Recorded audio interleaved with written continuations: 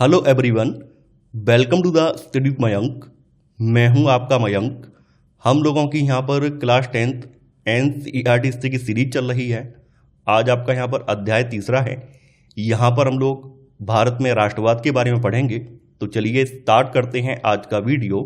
देखते हैं हमें क्या क्या डिस्कस करना है यहां पर।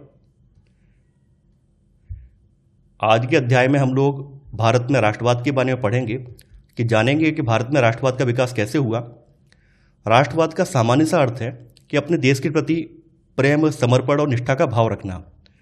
भारत के संदर्भ में आधुनिक राष्ट्रवाद का विकास जो है ये उपनिवेशी शासन के दौरान हुआ है। यानी जिस समय अंग्रेजों ने हमारे यहाँ पर अपनी सत्ता स्थापित की है तो अंग्रेजी सत्ता के विरुद्ध जो संघर्ष हुआ है उस संघर्ष के दौरान भारत के लोगों के मन में राष्ट्रवाद का विकास हुआ है। अंग्रेजी सत्ता से पहले की स्थिति की अगर बात करें, आज से करीब 300-350 साल पहले की अगर हम बात करें तो जैसा कि आप लोग जानते हैं उस समय राज्य, रजवाड़े और रियासतें हुआ करती थी और उन रियासतों के शासक जो अपने शासन चलाते थे उस समय राष्ट्रवाद या देशभक्ति का मतलब था अपने शासक के प्रति निष्ठा रखना। लेकिन जब भारत में उपनिवेशी शासन स्थापित हो गया है तो अंग्रेजों ने भारत के राज्यों को अपने अधीन करना स्टार्ट कर दिया है। यानी बड़े पैमाने पर एकीकरण हुआ है। अंग्रेजों ने जो भारतीय जनता का भी जमकर शोषण किया है तो अंग्रेजों के शासन के विरुद्ध जो संघर्ष हुआ है उस संघर्ष से हमारे भारतीयों के मन में एकता का भाव पैदा हुआ है। हमारे भारत के जो विभिन्न समूह थे वो एकजुट हुए हैं, इन पास आए हैं। तो उन परिस्थितियों में हमारे यहाँ पर राष्ट्रवाद का विकास हुआ है। आज के अध्याय में हम पूरा का पूरा राष्ट्रीय आंदोलन नहीं पढ़ेंगे। यहाँ पर हम फर्स्ट वर्ल्ड वॉर के बाद हमारे भारत में जो राष्ट्रवादी आंदोलन का विकास हुआ है उसके बारे में यहाँ पर केवल डिस्कस करने वाले हैं। यानी पहला विश्व युद्ध, खिलाफत और असहयोग आंदोलन। देखिए, जैसा कि आप लोग जानते हैं फर्स्ट वर्ल्ड वॉर जो 1914 से स्टार्ट हुआ है और ये 1918 तक लड़ा गया है। फर्स्ट वर्ल्ड वॉर में ब्रिटेन की भी एंट्री हुई थी और ब्रिटेन की एंट्री होने की वजह से उसका खामियाजा भारत को उठाना पड़ा, क्योंकि उस समय भारत ब्रिटेन का एक उपनिवेश था। देखिए, ब्रिटेन युद्ध में तो शामिल हो गया है। युद्ध में शामिल होना कोई बड़ी बात नहीं है, लेकिन युद्ध में शामिल होने के बाद जो युद्ध का खर्चा है वो मेंटेन करना बड़ी बात है। क्योंकि उस समय यूरोप के लगभग सभी देश युद्ध में शामिल थे तो उस समय यूरोप में प्रोडक्शन ना के बराबर हो रहा था। यानी यूरोप में बिल्कुल भी उत्पादन ठप पड़ गया था। ऐसे में ब्रिटेन जैसे देश जो कि कभी उत्पादन के मामले में नंबर 1 रहे थे वो अपने उपनिवेशों की ओर देख रहे थे कि हमें उपनिवेशों से सहायता मिले। तो ऐसे में भारत में क्या हुआ कि ब्रिटेन ने भारी भरकम यहाँ पे टैक्स लगाए हैं। यहाँ की जनता से ये अपील की है कि आप हमारा सहयोग करें, युद्ध में शामिल हों, अपने सैनिकों को भेजें। और फिर कुछ लालच भी दिया है। लालच ऐसा दिया है कि अगर आप ऐसा कुछ करेंगे तो हम आपके लिए कुछ रियायत दे देंगे, आप जो चाह रहे हैं, आपकी जो डिमांड है वो डिमांडें पूरी कर देंगे।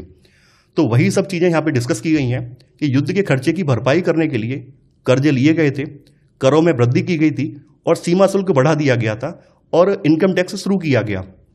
यहाँ पर स्थिति बताई गई है कि 1913 से लेकर 1918 के बीच जो कीमतें थीं वो डबल हो चुकी थीं। इसका रीजन क्या था? जैसा कि आप लोग जानते हैं, भारत में जब उपनिवेशी शासन स्थापित हुआ है तो अंग्रेजों ने भारतीय उद्योगों को हतोत्साहित किया है। इस वजह से भारत के उद्योग जो थे ठप्प पड़ गए थे और भारत जो है पूरी तरह से इंग्लैंड के बने हुए सामानों पर निर्भर हो गया था। इंग्लैंड से सामान हमारे यहाँ आयात होता था। अब जब युद्ध में ब्रिटेन शामिल हो गया है तो ऐसे में इंग्लैंड के उद्योग धंधों पर भी असर पड़ा है। वो उद्योग धंधे भी ठप्प पड़ गए हैं। इस वजह से मार्केट में सामानों की किल्लत हुई है और कीमतें डबल हो गई हैं। अंग्रेजों ने जो है भारतीयों से सहयोग भी लिया है। यानी गाँव से सिपाहियों को जबरन भर्ती किया गया है। इस वजह से जो ग्रामीण इलाके के लोग थे वो उनके अंदर व्यापक गुस्सा भी व्याप्त हो गया था। इसी समय देखिए अकाल भी पड़े हैं। इसी समय यानी ये वही दौर है जिस समय देश में अकाल पड़े हैं। यहाँ पर प्लेग भी फैला है। 1918 से 1919 और 1920-21 में देश के बहुत सारे जो हिस्से हैं उनमें खाद्य पदार्थों का भारी अभाव पैदा हो गया था। यानी उस अकाल की वजह से जो मरने वाले लोग हैं, अकाल और महामारी की वजह से मरने वाले लोगों की यह संख्या बताई गई है 120 से लेकर 130 लाख लोग हमारे यहाँ मारे गए हैं। यानी जो दुर्भिक्ष का मतलब होता है अकाल से जन्मी जो मृत्यु है उससे, और महामारी का मतलब प्लेग। यानी उस समय प्लेग का प्रकोप बहुत ज़्यादा था तो उससे हमारे यहाँ करीब 120 से लेकर 130 लाख जनसंख्या जो है हमारे यहाँ मारी गई है। अब देखिए, इसके बाद यहाँ पर सत्याग्रह का विचार आता है। सत्याग्रह का विचार जो कि गांधी जी के विचारों से जुड़ा हुआ है। आप लोग जानते हैं कि महात्मा गांधी साउथ अफ्रीका से 9 जनवरी 1915 को भारत लौटे थे और इनकी इसी याद में हर साल प्रवासी भारतीय दिवस इसी तिथि को मनाया जाता है। ये बात भी आप लोग जानते होंगे। गांधी जी ने भारत लौटने से पहले अफ्रीका में बहुत सारे प्रयोग किए थे और उनके वहाँ पे जो प्रयोग जो थे उनकी सरकार के, अफ्रीका की सरकार के विरुद्ध वो प्रयोग सफल रहे थे। तो जब भारत में गांधी जी की एंट्री हुई है तो भारत में भी गांधी जी ने वही प्रयोग करना स्टार्ट किए हैं ताकि अंग्रेजी शासन से भारत के लोगों को आज़ाद कराया जा सके। इन्होंने जो है अफ्रीका में सत्याग्रह पद्धति से नस्ल भेदी सरकार से सफलतापूर्वक लुहा लिया था। सत्याग्रह का सामान्य अर्थ होता है सत्य का आग्रह करना, यानी अगर आप सच्चे हैं, अगर आपका संघर्ष अन्याय के खिलाफ है, तो उत्पीड़क से मुकाबला करने के लिए आपको किसी भी शारीरिक बल की आवश्यकता नहीं है।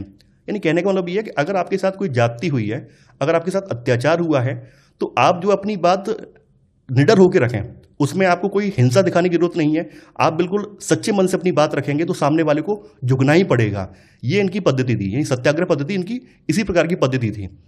इनका विश्वास था कि अहिंसा का धर्म सभी भारतीयों को एकता के सूत्र में बांध सकता है। यानी गांधी जी ने अहिंसा पे बहुत ज्यादा बल दिया है, क्योंकि आप लोग जानते ही हैं कोई भी हिंसात्मक आंदोलन हो वो 4 दिन में कुचल दिया जा सकता।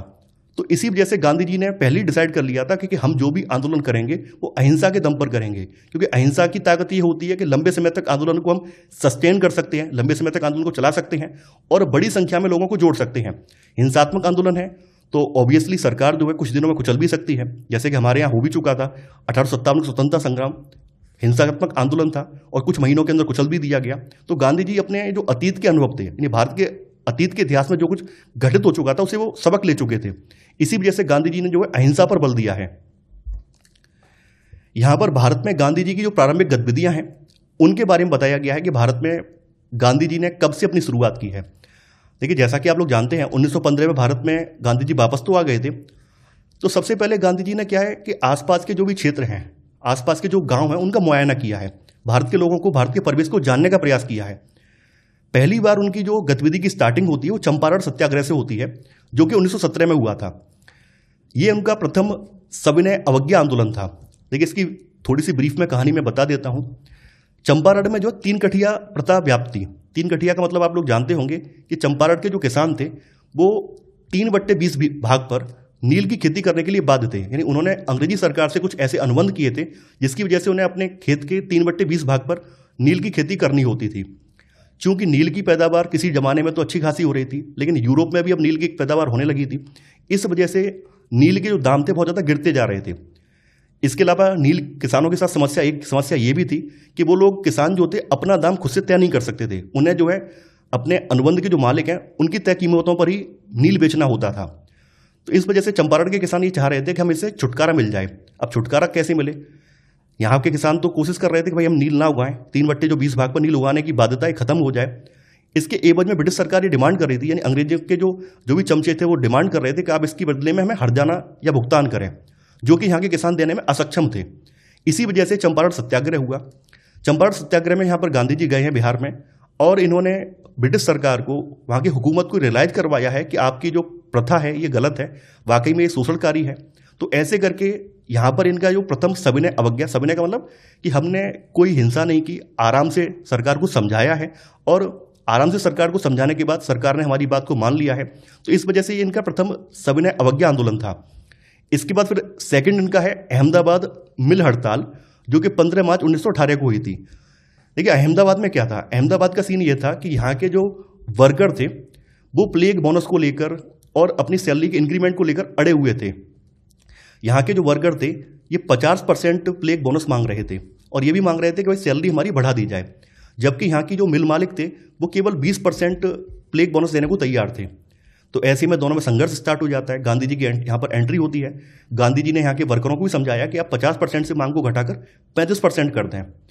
तो ऐसे करके गांधी जी ने इनके सहयोग देने के लिए यहाँ पर पहली बार भूख हड़ताल की है, और आखिरकार इनकी मांग यहाँ के मिल मालिकों ने मान ली है। इसके बाद है खेड़ा सत्याग्रह। ये 22 मार्च 1918 को हुआ है। खेड़ा में स्थिति क्या थी? खेड़ा की स्थिति भी आप जान लीजिए। खेड़ा में क्या था कि खेड़ा में लंबे समय तक अकाल पड़ा था, और अकाल पड़ने की वजह से वहाँ के जो किसानों की फसल थी नष्ट हो गई थी। किसान लगान चुकाने में सक्षम नहीं थे। उस समय ब्रिटिश शासन का एक रूल बना हुआ था। उस रूल के तहत ये कहा गया था कि अगर किसान के 1/4 भाग पर भी, यानी किसान का जो भी खेत है उसका 1/4 भी फसल पैदावार नहीं हो रही है, तो वो लगान से मुक्त हो जाएगा, उसे लगान नहीं देना पड़ेगा। लेकिन वहाँ पर वाकई में किसानों के साथ यही हुआ था। उनके 1/4 फसल भी उन्हें प्राप्त नहीं हुई थी, खेत के 1/4 भाग पर भी फसल उन्हें प्राप्त नहीं हुई थी। उसके बाद भी ब्रिटिश सरकार डिमांड कर रही थी कि आपको लगान पूरा देना है। ऐसे में किसान और वहाँ के जो स्थानीय शासक थे वो आपस में टकराव उनमें हो रहा था। स्थानीय जो भी अंग्रेजी अधिकारी थे उनसे टकराव भी हो रहा था। कई बार स्थिति ऐसी बन रही थी कि जो अंग्रेज अधिकारी थे उन लोगों ने लोगों के साथ मारपीट भी की, किसानों के साथ मारपीट भी की, उनकी ज़मीनों को जब्त कर लिया। तो गांधी जी जब यहाँ पर गए हैं तो गांधी जी ने किसानों को समझाया है कि आप सहयोग ना करें, आप लगान ना चुकाएं। तो ऐसे करके यहाँ पर इन्होंने प्रथम असहयोग आंदोलन स्टार्ट किया है। यानी असहयोग का मतलब है कि हमें जो व्यवस्था है उस व्यवस्था में सहयोग नहीं करना है, हमें टैक्स नहीं देना है, लगान नहीं देना है। इसके बाद आ जाता है रॉलेट सत्याग्रह, जो कि इनका प्रथम जन आंदोलन था। जन आंदोलन का मतलब आप लोग जान रहे होंगे, इसमें बड़ी व्यापक संख्या में लोग जुड़े हैं। इसी वजह से रॉलेट सत्याग्रह को इनका प्रथम जन आंदोलन कहा जाता है। तो हम लोग यहाँ पर रॉलेट्स एक्ट के बारे में जानेंगे, जो कि 18 मार्च 1919 को पारित हुआ था। देखिए, जैसा कि आप लोग जानते हैं, 1914 से लेकर 1918 तक जो ब्रिटिश गवर्नमेंट थी फर्स्ट वर्ल्ड वार में इन्वॉल्व रही थी। तो जब ब्रिटिश गवर्नमेंट वर्ल्ड वार में इन्वॉल्व थी तो ऑब्वियसली ब्रिटिश गवर्नमेंट ने अपने उपनिवेश पर बहुत ज़्यादा ध्यान नहीं दिया, और ये वही समय था जिस समय भारत में भी क्रांतिकारी गतिविधियां तेज हो गई थी। तो अंग्रेजों को भी लग रहा था कि कुछ ऐसा किया जाए ताकि आने वाले समय में क्रांतिकारी गतिविधियों को कुचला जा सके। तो इन्होंने जो है सर सिडनी रॉलेट की अध्यक्षता में एक एक्ट पारित किया जिसको रॉलेट एक्ट कहा जाता है। इस रॉलेट एक्ट को काला कानून कहा जाता था। काला कानून इसलिए कहा जाता था, इसमें ना तो अपील कर सकते थे, ना ही दलील दे सकते थे, और ना ही हम वकील कर सकते थे। यानी किसी पर कोई आरोप लगा दिया है तो आरोप लगाने के बाद वो सीधा जेल में डाल दिया जाता था। वो व्यक्ति ना तो अपील कर सकता था, ना ही अपनी दलील दे सकता था, और ना ही वो अपना वकील कर सकता था। इसीलिए भारतीयों ने इसको काला कानून कहा। तो यहाँ पर वही चीज़ बोली भी गई है, इस कानून के जरिए सरकार को राजनीतिक गतिविधियों को कुचलने और राजनीतिक कैदियों को 2 साल तक बिना मुकदमा चलाए जेल में बंद करने का अधिकार मिल गया था। भारत के लोगों ने बहुत ज़्यादा इसका विरोध किया। इस विरोध के बावजूद भी जो ये कानून है, इसको इंपीरियल लेजिस्लेटिव काउंसिल ने बहुत जल्दबाजी में पारित कर दिया था। देखिए, महात्मा गांधी भी और भारत के अन्य जो क्रांतिकारी थे वो भी इससे संतुष्ट नहीं थे। क्योंकि महात्मा गांधी उस समय ये तीन आंदोलन कर चुके थे, तो महात्मा गांधी की छवि एकदम उभरती हुई छवि थी। लोग महात्मा गांधी को चमत्कारी व्यक्तित्व वाला नेता मान रहे थे। तो महात्मा गांधी ने इस कानून का विरोध किया है। इस कानून के विरोध में इन्होंने 6 अप्रैल 1919 को जनता से एक देशव्यापी हड़ताल का आह्वान किया है, और इसी समय उन्होंने एक सत्याग्रह सभा की स्थापना भी की है। अब देखिए, महात्मा गांधी ने आह्वान जो किया है, आह्वान 6 तारीख का किया है, लेकिन इस कानून के विरुद्ध में गतिविधियां पहले से स्टार्ट हो गई थी। लोग पहले से एक्टिव हो गए थे, पहले से इस कानून का विरोध कर रहे थे। स्थिति इतनी ज्यादा विस्फोटक हो गई थी, कई जगह हिंसा हुई थी, कई जगह हिंसात्मक टकराव भी हुआ था। यानी पुलिस की लाठी भी चार्ज हुई थी, कई लोग चोटिल भी हुए थे, कई लोग घायल भी हुए थे, कई लोग मारे भी गए थे। यानी इन्होंने 6 तारीख का आह्वान किया था, लेकिन पहले से स्थिति विस्फोटक होती जा रही थी। आखिरकार क्या होता है, गांधी जी ने जब 6 तारीख का ऐलान किया है, उसके बाद ब्रिटिश सरकार की निगाह गांधी जी पर पड़ी है, और इस वजह से इन्हें जो है 8 अप्रैल 1919 को गांधी जी को पंजाब के पलवल से, वर्तमान में पलवल जो है हरियाणा का एक जिला है, यहाँ से गिरफ्तार करके इनको बंबई भेज दिया गया है। देखिए, उस समय उत्तर भारत का पंजाब प्रांत जो था उसमें इस कानून का सबसे ज़्यादा विरोध हुआ था। पंजाब में 2 सबसे लोकप्रिय नेता थे जो काफ़ी ज़्यादा वहाँ पे सक्रिय थे, डॉक्टर सत्यपाल और सैफुद्दीन किचलू। इनको 9 अप्रैल को ब्रिटिश सरकार ने अरेस्ट कर लिया था। तो जब इनको अरेस्ट कर लिया था तो पंजाब के लोग जो थे और ज़्यादा नाराज़ हो गए थे। एक तो कानून से नाराज़ थे ही थे, इसके अलावा अपने नेताओं की गिरफ्तारी से भी यहाँ के लोग नाराज़ हो गए थे। तो इन्होंने जो है अपने नेताओं की गिरफ्तारी के विरुद्ध अगले दिन प्रतिक्रिया भी दी है, एक जुलूस निकाल रहे थे 10 अप्रैल को। तो इस शांतिपूर्ण जुलूस पे अंग्रेजी सरकार ने क्या है, गोली चला दी है। अब जब गोली चला दी है तो लोग एकदम उग्र हो गए हैं, हिंसात्मक हो गए हैं। इसके बाद लोगों ने जो है बैंकों पर, डाकखानों पर और जो रेलवे स्टेशन वगैरह थे उन पर हमले करना स्टार्ट कर दिए हैं। यानी स्थिति बहुत ज़्यादा बिगड़ चुकी थी। स्थिति बिगड़ता हुआ देख अंग्रेजी सरकार ने क्या किया है, मार्शल लॉ लागू कर दिया है। मार्शल लॉ का मतलब होता है कि सैन्य कानून, यानी अब सेना ही पूरा प्रशासन चलाएगी। जो प्रशासनिक अमला है वो काम नहीं करेगा, अब सेना ही पुलिस का काम भी संभालेगी, प्रशासन का काम भी संभालेगी, यानी सेना ही सारा काम कर देगी। तो यहाँ पर मार्शल लॉ लागू कर दिया गया था और जनरल डायर को उसकी कमान सौंपी गई थी।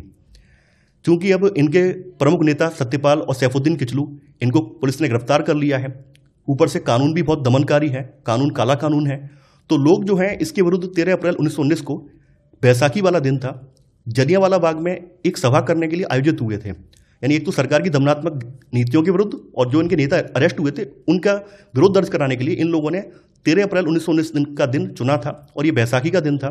तो बैसाखी के दिन अमृतसर के जलियांवाला बाग में ये सब लोग इकट्ठे हुए थे। जलियांवाला बाग वैसे तो बहुत ज़्यादा विशाल था, लेकिन इसमें निकलने के लिए केवल एक ही मार्ग था। यहाँ पर आए हुए बहुत सारे लोगों को ये नहीं पता था कि शहर में मार्शल लॉ लागू है। लोग तो जमा हो गए क्योंकि बैसाखी का दिन है, भाई त्यौहार भी है और हम विरोध भी दर्ज करा लेंगे। लोगों को ये नहीं पता था कि उनमें से बहुत सारे लोग ऐसे थे, बहुत सारे बच्चे ऐसे थे, उन्हें नहीं पता था कि मार्शल लॉ भी कुछ होता है। तो यहाँ पे इकट्ठा तो हो गए हैं। उसी समय यहाँ पर जनरल डायर आ जाता है अपने हथियारबंद सैनिकों के साथ, और यहाँ पे पहुँच के इस भीड़ पर अंधाधुंध गोलियाँ चलवा देता है। इन अंधाधुंध गोलियां चलवाने में हजारों की संख्या में लोग मारे गए। हालांकि उस समय जो ब्रिटिश सरकार का आंकड़ा था, उन आंकड़ों के अनुसार मरने वालों की संख्या मात्र 379 थी, जबकि हकीकत ये थी कि हजारों की संख्या में लोग मारे गए थे। जैसे ही जलियांवाला बाग की खबर फैली है, उत्तर भारत के बहुत सारे शहरों में लोग जो थे सड़कों पर उतर आए हैं और दंगे भड़क उठे हैं। गांधी जी ये अच्छे से जानते थे कि जितनी ज़्यादा हिंसा होगी उतना ही आंदोलन जल्दी कुचला जाएगा। तो इसी वजह से गांधी जी ने हिंसा देखते हुए क्या किया है, महात्मा गांधी ने 18 अप्रैल 1919 को यह आंदोलन वापस ले लिया है। यानी महात्मा गांधी ने कहा है कि हम और कोई तरीका निकालेंगे इसका विरोध करने का, लेकिन अभी हम आंदोलन को वापस ले रहे हैं। जलियांवाला का जो हत्याकांड हुआ था, उस हत्याकांड के विरोध में कई लोगों ने अपनी जो उपाधियां थी, कई लोगों ने जो अपने टाइटल थे वो वापस कर दिए थे।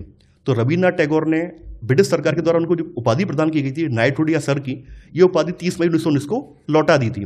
देखिए काफ़ी ज़्यादा महत्वपूर्ण है और कई बार पूछा जाता है कि किस व्यक्ति ने जलियांवाला हत्याकांड के विरोध में अपनी नाइटहुड की उपाधि लौटा दी थी। तो ये रविन्द्रनाथ टैगोर ने अपनी नाइटहुड की उपाधि लौटा दी थी। देखिए जिस समय देश में रॉलेट एक्ट का विरोध हो रहा था, उसी समय देश में एक आंदोलन और खड़ा हुआ। इसका नाम था खिलाफत आंदोलन। खिलाफत आंदोलन का संबंध ऑटोमन तुर्की साम्राज्य की हार से था। यानी पहले विश्व युद्ध में ऑटोमन तुर्की साम्राज्य की हार हो जाती है और एक अफवाह फैलती है कि ऑटोमन सम्राट पर ब्रिटेन सरकार एक सख्त संधि थोप रही है। चूंकि उस समय ऑटोमन सम्राट को दुनिया भर के मुसलमान अपना आध्यात्मिक नेता यानी खलीफा मानते थे, तो उन्हें ये बात जब पता चलती है तो वो लोग काफ़ी ज़्यादा नाराज हो जाते हैं। भारत में भी ऑटोमन सम्राट के जो शुभचिंतक थे, उन्होंने भी इस बात का विरोध दर्ज कराने के लिए भारत में कुछ ऐसी गतिविधियाँ की हैं जिससे कि ब्रिटेन सरकार पर दबाव बने। तो खलीफा की तात्कालिक शक्तियों की रक्षा के लिए मोहम्मद अली और शौकत अली बंधुओं के साथ साथ इनके कुछ मित्र हैं, इन कुछ अन्य युवा मुस्लिम नेता हैं, इन्होंने मार्च 1919 में बंबई में खिलाफत कमेटी का गठन किया है। अब देखिए ये बात जो है गांधी जी को पता चलती है और गांधी जी हिंदू मुस्लिम एकता के पक्के हिमायती थे। गांधी जी का मानना था कि भारत में जो आज़ादी की लड़ाई है, ये केवल किसी एक वर्ग की लड़ाई नहीं है बल्कि सभी की लड़ाई है और इस लड़ाई में सभी धर्मों को, सभी वर्गों को साथ होना पड़ेगा, तभी हम अंग्रेजों को हरा सकते हैं। तो गांधी जी को लगा कि ये एक अवसर है, अगर हम इनसे बातचीत करें, इनके साथ अगर हम अपने जो आंदोलन के विचार इनको साझा कर लें, तो हमारे आंदोलन में मुसलमान भी शामिल हो जाएंगे और इससे कि आज़ादी का जो संघर्ष है वो आसान हो जाएगा। तो गांधी जी ने जो इनसे बातचीत स्टार्ट की है, इन लोगों को एग्री कर लिया है। तो नवंबर 1919 में दिल्ली में खिलाफत कमेटी का एक अखिल भारतीय सम्मेलन आयोजित होता है। इसकी अध्यक्षता गांधी जी के द्वारा की जाती है और गांधी जी ने इसे जो है हिंदू मुस्लिम एकता को बनाए रखने का एक सुनहरा अवसर माना है। अब देखिए गांधी जी जो है कांग्रेस के अन्य नेताओं को भी इस बात के लिए एग्री कर रहे हैं कि हम लोग अपने आंदोलन को खिलाफत आंदोलन के साथ जोड़ दें ताकि हमारा जो स्वराज का लक्ष्य है वो आसानी से हमें प्राप्त हो जाए। तो सितंबर 1920 में कांग्रेस का कलकत्ता में एक विशेष अधिवेशन होता है। इसमें महात्मा गांधी ने दूसरे नेताओं को खिलाफत आंदोलन के समर्थन में और स्वराज के लिए एक असहयोग आंदोलन शुरू करने के लिए एग्री कर लिया, यानी राजी कर लिया है। अब देखिए असहयोगी क्यों? असहयोग का मतलब होता है कि हमें सहयोग नहीं करना है। गांधी जी की एक पुस्तक है हिंद स्वराज, जो कि इन्होंने 1909 में लिखी थी। इसमें महात्मा गांधी ने कहा था कि भारत में जो ब्रिटिश शासन है ये भारतीयों के सहयोग से स्थापित हुआ है, यानी भारतीयों के सहयोग से ये शासन चल पा रहा है। अगर भारतीय लोग अपना सहयोग वापस ले लें तो साल भर के अंदर अंदर जो ब्रिटिश शासन है ये ढह जाएगा और हमारे स्वराज की स्थापना हो जाएगी। स्वराज का मतलब हमारा खुद का शासन स्थापित हो जाएगा। अब गांधी जी स्वराज का जो लक्ष्य है उसको प्राप्त करने के लिए असहयोग आंदोलन कैसे स्टार्ट करें, इसके लिए उन्होंने सुझाव दिया कि जो असहयोग आंदोलन है ये चरणबद्ध तरीके से स्टार्ट किया जाए। चरणबद्ध तरीके से मतलब यानी पूरा का पूरा सिस्टमेटिक तरीके से स्टार्ट किया जाए। सबसे पहले लोग जो हैं वो सरकार के द्वारा जो भी पदवियां दी गई हैं उनको लौटा दें। लोग जो सरकारी नौकरियों का, सेना का, पुलिस का, अदालतों का, विधायी परिषदों का, यहाँ तक कि जो ब्रिटिश सरकार के द्वारा निर्मित स्कूल हैं या विदेशी सामान है, उन सब का बहिष्कार करें। यह असहयोग आंदोलन का पहला चरण है। तो ऐसा गांधी जी ने आह्वान किया।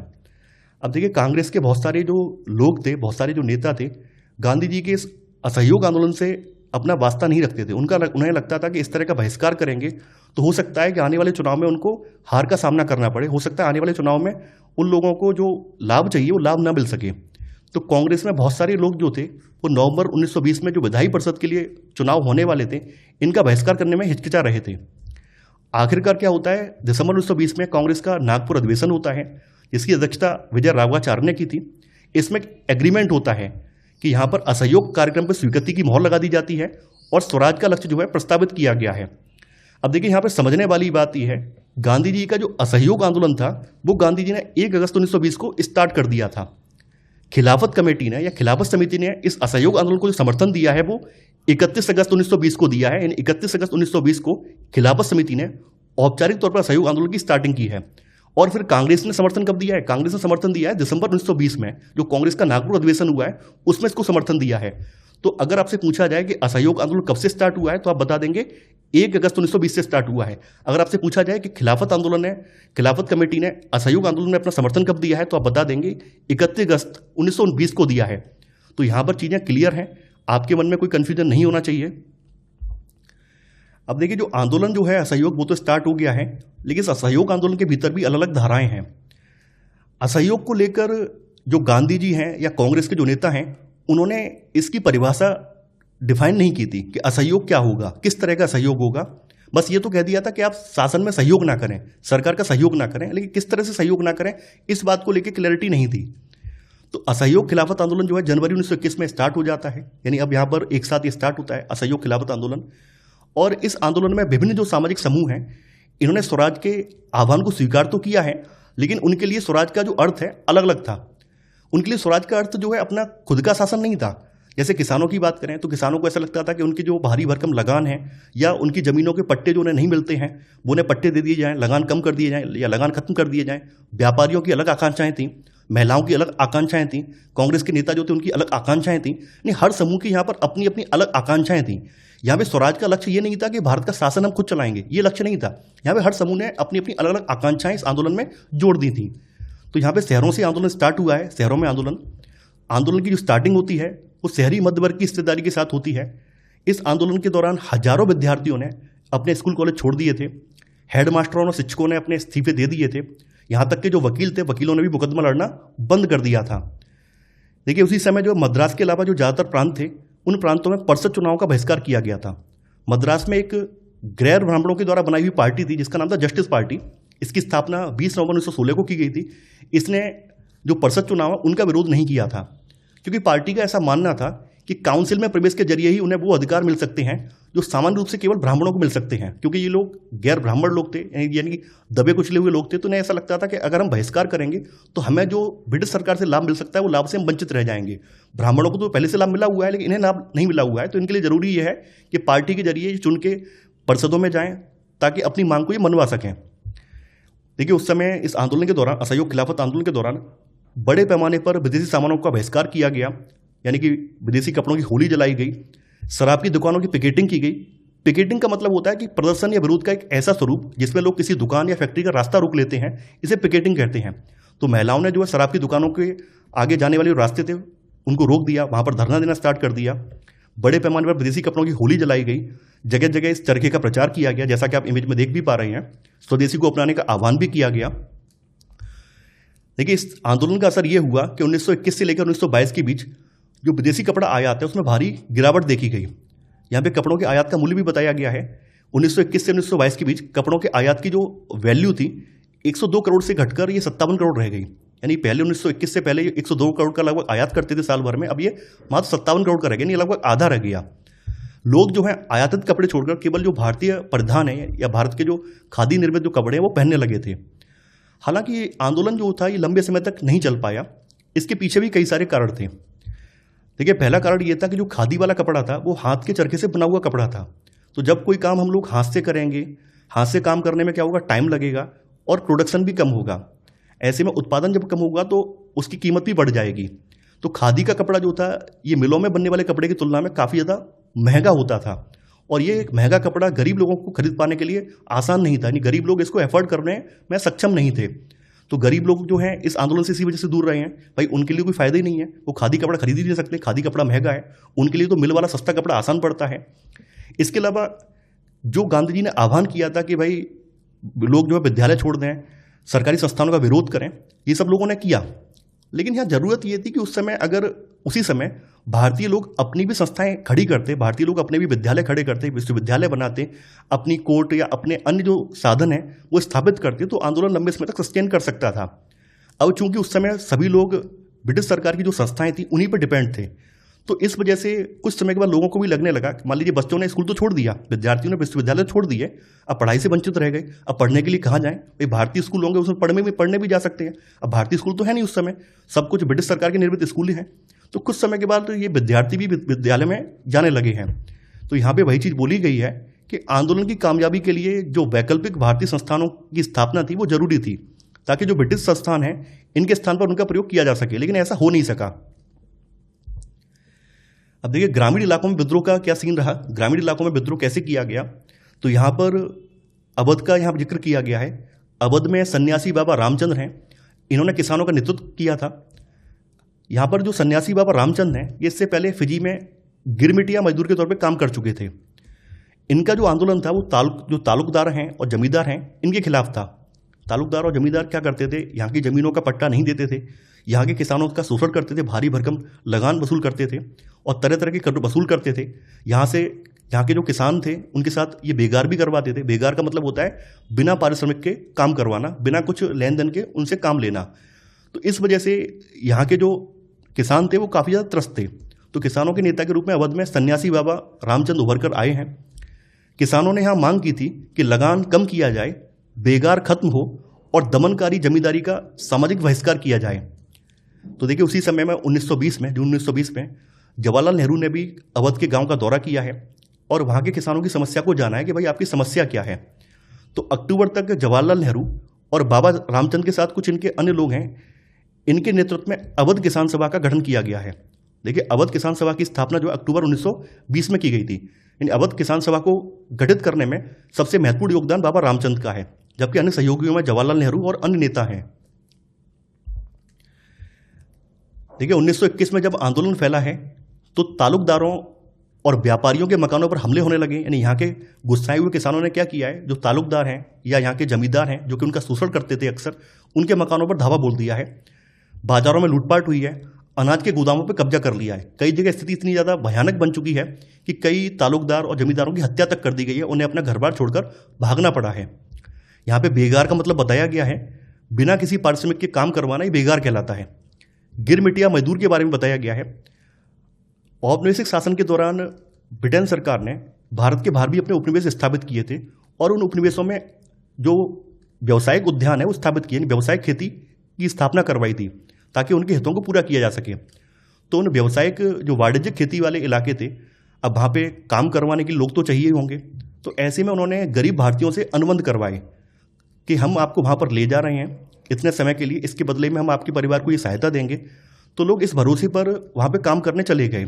तो जो उनसे जो अनुबंध करवाया गया था वो अनुबंध गिरमिट अनुबंध करवाया और इस तरह उस अनुबंध पर काम करने गए मजदूर गिरमिटिया मजदूर कहलाए। तो यहाँ पे वही चीज़ बोली गई है कि औपनिवेशिक शासन के दौरान बहुत सारे लोगों को काम करने के लिए फिजी, गुयाना, वेस्ट इंडीज आदि स्थानों पर एक एग्रीमेंट के तहत ले जाया जाता था। बाद में इसी एग्रीमेंट को ये मजदूर गिरमिट कहने लगे थे और जिससे आगे चलकर मजदूरों को गिरमिटिया मजदूर कहा जाने लगा।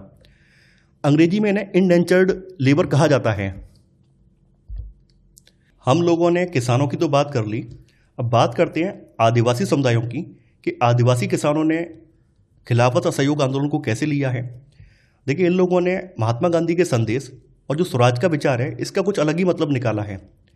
जैसा कि आप लोग जानते हैं, उपनिवेश सरकार ने भारत में पहली बार वन कानून लागू किए थे और वन कानूनों के लागू करने की वजह से वन उत्पादों को इकट्ठा करना और वनों में आना जाना प्रतिबंधित कर दिया गया था। इसका सीधा सीधा असर आदिवासी समुदायों की जीवन शैली पर पड़ा, क्योंकि आदिवासी लोग सदियों से इन वनों में, इन जंगलों में रहते आ रहे थे। तो जब ये कानून लागू किए गए हैं तो आदिवासी लोगों की जो आजीविका है उसका संकट क्रिएट हो गया है, उनके परंपरागत अधिकार छिन गए हैं, अब उन्हें जंगल से बाहर कर दिया गया है। तो जब इन्हें खिलाफत असहयोग आंदोलन की बात पता चली है तो इन्हें भी लगने लगा है कि अब ये लोग अपने परंपरागत अधिकारों को वापस पा सकते हैं। तो यहाँ पे वही चीज़ बोली गई है, वे अंग्रेजी सरकार द्वारा जंगलों में लोगों के दाखिल होने पर लगाई पाबंदी से परेशान थे। इससे न केवल उनकी रोजी रोटी पर असर पड़ रहा था बल्कि उन्हें लगता था कि उनके जो परंपरागत अधिकार हैं ये भी छीने जा रहे हैं। यहाँ पे एक उदाहरण बताया गया है। आंध्र प्रदेश की गूडेम पहाड़ियों में 1920 के दशक की शुरुआत में यानी 1922 में यहाँ पर एक उग्र गुरिल्ला आंदोलन अल्लूरी सीताराम राजू के नेतृत्व में स्टार्ट हुआ है। गुरिल्ला आंदोलन का मतलब होता है कि छुपकर वार करना, सामने से लड़ाई नहीं करना बल्कि छुपकर वार करना। जैसे कि आपने शिवाजी जी के बारे में पढ़ा होगा कि शिवाजी जी गुरिल्ला वार में काफ़ी ज़्यादा निपुण थे। तो यहाँ जो अल्लूरी सीताराम राजू हैं, इनके नेतृत्व में जो आंदोलन स्टार्ट हुआ है, ये गुरिल्ला आंदोलन था। तो इस गुरिल्ला आंदोलन के जरिए इन्होंने अंग्रेज सैनिकों को बड़ी संख्या में उनको क्षति पहुंचाई है। यहाँ पर जो राजू का व्यक्तित्व है, यानी अल्लूरी सीताराम राजू का जो व्यक्तित्व है, यहाँ के इनके फॉलोअर ये मानते थे कि इनके पास कुछ चमत्कारी शक्तियाँ हैं, दैवी शक्तियाँ हैं। यहाँ के लोग इन्हें जो है ईश्वर का अवतार मानते थे।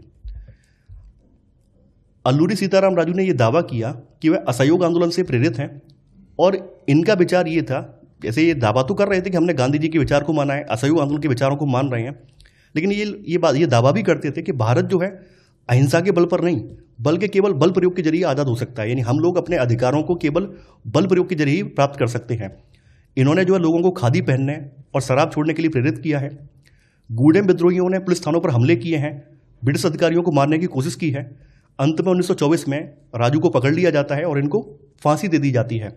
आपके सामने यहाँ पर अल्लूरी सीताराम राजू का चित्र दिया गया है, आप देख सकते हैं ना। इसके बाद है बागानों में स्वराज। यहाँ पर देखिए हर किसी वर्ग के बारे में बताया गया है कि हर वर्ग ने खिलाफत असहयोग आंदोलन के विचारों को कैसे लिया है, उन सब के बारे में बताया गया है। जैसा कि आप लोग जानते हैं, भारत में रोपड़ कृषि का विकास करने में अंग्रेजों का अमूल्य योगदान रहा है। अंग्रेजों ने चाय कॉफ़ी के बागान हमारे यहाँ लगवाए थे। तो असम के जो बागानी मजदूर थे, उनके लिए आज़ादी का मतलब ये था कि वे उन चार दीवारियों से जब चाहें आ जा सकते हैं जिनमें उनको बंद करके रखा गया था। यानी कहने का मतलब ये था कि जो मजदूर मध्य भारत से या यूपी बिहार से वहाँ पर ले जाकर काम करवाने के लिए ले जाए गए थे, उन मजदूरों को बागानों के अंदर कैद करके रखा जाता था। वो मजदूर ना तो अपने घर पर आ सकते थे, ना ही उन्हें बाहर घूमने की आज़ादी थी, उनसे हर पल काम लिया जाता था। तो उन्हें जब ये पता चला है कि असहयोग खिलाफत आंदोलन फैला है, तो उन्हें भी लगने लगा है कि अब हम लोग इस आंदोलन के जरिए अपने अधिकारों को प्राप्त कर सकते हैं और हमारी आज़ादी हमें मिल जाएगी। हम लोग जब चाहेंगे अपने घर भी जा सकते हैं, जब चाहेंगे हम बाहर भी घूमने जा सकते हैं। 1859 के इनलैंड इमिग्रेशन एक्ट के तहत बागानों में काम करने वाले मजदूरों को बिना इजाज़त बागान से बाहर जाने की छूट नहीं होती थी, और ये छूट भी उन्हें बहुत ही कम मिलती थी, विरले ही मिलती थी। यानी भले ये कह दिया गया है कि भाई आपको इजाज़त लेनी पड़ेगी, लेकिन आप लोग समझ सकते हैं उस दौर में कौन ये चाहेगा कि हम मजदूरों को इजाज़त दें कि वो लोग अपने घर पर जाएं। उस समय शोषणकारी दौर था, और शोषणकारी दौर में हर बागान मालिक कोशिश यही कर रहा था कि अधिक से अधिक मुनाफा कमाया जाए। तो ऐसे में उनको कैद करके रखा जाता था, उनके साथ अत्याचार मारपीट ये सब होते थे। जब असहयोग आंदोलन की बात इन्होंने सुनी है, तो ये बात सुनकर इन्होंने बागान को छोड़ दिया है और ये लोग अपने घर को चल दिए हैं। चूँकि उस समय पूरे देश में हड़तालें हो रही थी, तो ऐसे में रेलवे और स्टीमरों की हड़ताल चल रही थी। इस वजह से ये लोग रास्ते में फंस गए। तो रास्ते में फंस गए तो पुलिस ने इन्हें पकड़ लिया है और इन्हें जमकर मारा पीटा है। अब देखिए इसी समय एक कांड और होता है, ये है चौरी चौरा कांड, जो कि 1922 में होता है। और चौरी चौरा कांड की वजह से असहयोग आंदोलन को वापस लेना पड़ता है। 5 फरवरी 1922 का दिन है और गोरखपुर के चौरी चौरा में एक शांतिपूर्ण जुलूस निकल रहा होता है, जिस पर अंग्रेजी पुलिस ने गोली चला दी। इसके बाद क्या होता है, गोली चलाने से भीड़ जो है वो उग्र हो जाती है, और भीड़ इतनी ज़्यादा उग्र हो जाती है कि भीड़ जो है एक थाने में आग लगा देती है, उसका गेट बंद करके थाने में आग लगा देती है, जिसमें कि एक थानेदार सहित 21 हवलदारों की डेथ हो जाती है। जब ये घटना की बात महात्मा गांधी को पता चलती है, तो वो असहयोग आंदोलन को रोकने का आह्वान करते हैं, क्योंकि गांधी जी को समझ में आ जाता है कि अगर आंदोलन बहुत ज़्यादा हिंसक हो जाएगा तो ब्रिटिश सरकार को इसको कुचलने में देर नहीं लगेगी। तो गांधी जी समय रहते क्या करते हैं, अब ये मतलब अनाउंसमेंट करते हैं कि हम आंदोलन को वापस ले रहे हैं। तो 12 फरवरी 1922 को असहयोग आंदोलन को समाप्त कर दिया जाता है। तो देखिए यहाँ पर 2 तिथियाँ इंपॉर्टेंट हैं। एक तो असहयोग आंदोलन स्टार्ट कब से हुआ है और कब अंत हुआ है, तो आपको दोनों तिथियों को याद रखना है। खास करके ये आंदोलन की जो एंड वाली तिथि है, ये भी पूछी जाती है एग्जाम में कि अब कब एंड हुआ है। अब देखिए असहयोग आंदोलन तो गांधी जी ने वापस ले लिया है, लेकिन खिलाफत आंदोलन का क्या हुआ, खिलाफत आंदोलन कब तक चला है। 1924 में खिलाफत आंदोलन भी एंड हो गया है, और ये एंड उस समय हुआ है जब तुर्की के कमाल पाशा के नेतृत्व में नई सरकार बनी है और उसने आध्यात्मिक नेता यानी खलीफा का पद समाप्त कर दिया है। तो खलीफा के पद के समाप्त करने के साथ ही जो खिलाफत आंदोलन था वो भी 1924 में समाप्त हो जाता है। असहयोग आंदोलन समाप्त हो गया, और आंदोलन समाप्त होने के बाद अंग्रेजी सरकार ने गांधी जी को पकड़कर जेल में डाल दिया। हालांकि लंबे समय तक गांधी जी जेल में नहीं रहे, कुछ समय के बाद गांधी जी को रिहा करना पड़ा। उसका रीज़न ये था कि गांधी जी ने कभी भी हिंसा को बढ़ावा नहीं दिया, गांधी जी अहिंसा के पुजारी रहे, और यही वजह थी अंग्रेजी सरकार उनको गिरफ्तार करती थी, लेकिन उन्हें लंबे समय तक जेल में नहीं रख पाती थी। तो गांधी जी जेल से जब बाहर आ गए, जेल से बाहर आने के बाद उन्होंने किसी भी बड़े आंदोलन के लिए प्रयास नहीं किया, क्योंकि गांधी जी को ऐसा लगने लगा था कि जो असहयोग आंदोलन उन्होंने अहिंसा के दम पर स्टार्ट किया था वो हिंसा की वजह से बंद हुआ, और गांधी जी को ऐसा लगने लगा कि जो भारतीय जनता है अभी किसी बड़े आंदोलन के लिए तैयार नहीं है, क्योंकि भारतीय लोग बहुत जल्दी उग्र हो जाते हैं। तो गांधी जी ने कुछ समय के लिए एक ब्रेक लिया और उस अंतराल के दौरान उन्होंने रचनात्मक गतिविधियों पर ध्यान दिया। जैसे कि उन्होंने अछूतों को लेकर, अनटचेबल लोग जो हैं उनको लेकर प्रयास किए हैं, महिलाओं को लेकर प्रयास किए हैं। कुछ समय के लिए उन्होंने ब्रेक लिया है। अब देखिए, असहयोग आंदोलन के दौरान कुछ ऐसे उग्रवादी नेता थे जो कि बहुत ज़्यादा सक्रिय हो चुके थे, और जब असहयोग आंदोलन अचानक से वापस लिया गया है तो उन्हें इस बात का बुरा लगा है। उन्हें लगा है कि हम लोग जो अपनी लड़ाई आसानी से लड़ सकते हैं, हम अपनी बात सरकार से मनवा सकते हैं, और ऐसे आपने अचानक से आंदोलन वापस ले लिया है, इसका मतलब ये है कि आपने हमारा मनोबल तोड़ दिया है। जो युवा, जो क्रांतिकारी, उनका मनोबल तोड़ दिया है। तो कहीं ना कहीं वो इस बात से नाखुश थे। उन्हें लगता था कि हम लोग अब अपने स्तर से प्रयास करेंगे तो हम जल्दी अपने प्रयासों में सफलता पाएंगे। तो यहाँ पर अब है सविनय अवज्ञा की ओर। तो यहाँ पे वही बात बोली गई है कि कांग्रेस के कुछ नेता जो थे, असहयोग जैसे जन संघर्षों से थक चुके थे। ये जो है 1919 के गवर्नमेंट ऑफ इंडिया एक्ट, जिसको मॉन्टेग्यू चेम्सफोर्ड सुधार भी कहा जाता है, इनके तहत गठित की गई प्रांतीय परिषदों के चुनाव में हिस्सा लेना चाहते थे। और इन प्रांतीय परिषदों के चुनाव में हिस्सा लेने का रीजन ये था, इन्हें ये लगता था कि परिषदों में रहते हुए ये ब्रिटिश नीतियों का विरोध करेंगे और सुधारों की वकालत करेंगे, ताकि ये दिखा पाएंगे कि वास्तव में ये परिषदें जो हैं ये लोकतांत्रिक संस्थाएं नहीं हैं। देखिए, कांग्रेस के अंदर ही CR दास, चित्तरंजन दास और मोतीलाल नेहरू ने परिषद राजनीति में वापस लौटने के लिए कांग्रेस के भीतर ही स्वराज पार्टी की स्थापना की है। स्वराज पार्टी का गठन जो है जनवरी 1923 में इलाहाबाद में इन लोगों ने कांग्रेस के भीतर ही किया था। देखिए, जैसा कि हमने बताया था, कुछ और भी उग्र नेता थे जो कि असहयोग आंदोलन के दौरान काफ़ी ज़्यादा उग्र हो चुके थे। इसमें जवाहरलाल नेहरू और सुभाष चंद्र बोस का नाम आता है। तो जवाहरलाल नेहरू, सुभाष चंद्र बोस जैसे युवा नेता जो हैं ज़्यादा उग्र आंदोलन और पूर्ण स्वतंत्रता के लिए दबाव बनाए हुए थे। यानी ये लोग लगातार ये कह रहे थे कि हमें और ज़्यादा उग्र आंदोलन करना चाहिए और हमें पूर्ण स्वराज या पूर्ण स्वतंत्रता प्राप्त करनी चाहिए। जैसा कि आप लोग जानते हैं, 1930 के दशक में अमेरिका में एक मंदी स्टार्ट होती है, आर्थिक मंदी स्टार्ट होती है। उस आर्थिक मंदी का पूरी दुनिया पर असर देखा जाता है। तो भारत में भी उसका असर देखने को मिलता है, क्योंकि विश्वव्यापी आर्थिक मंदी स्टार्ट हो चुकी है।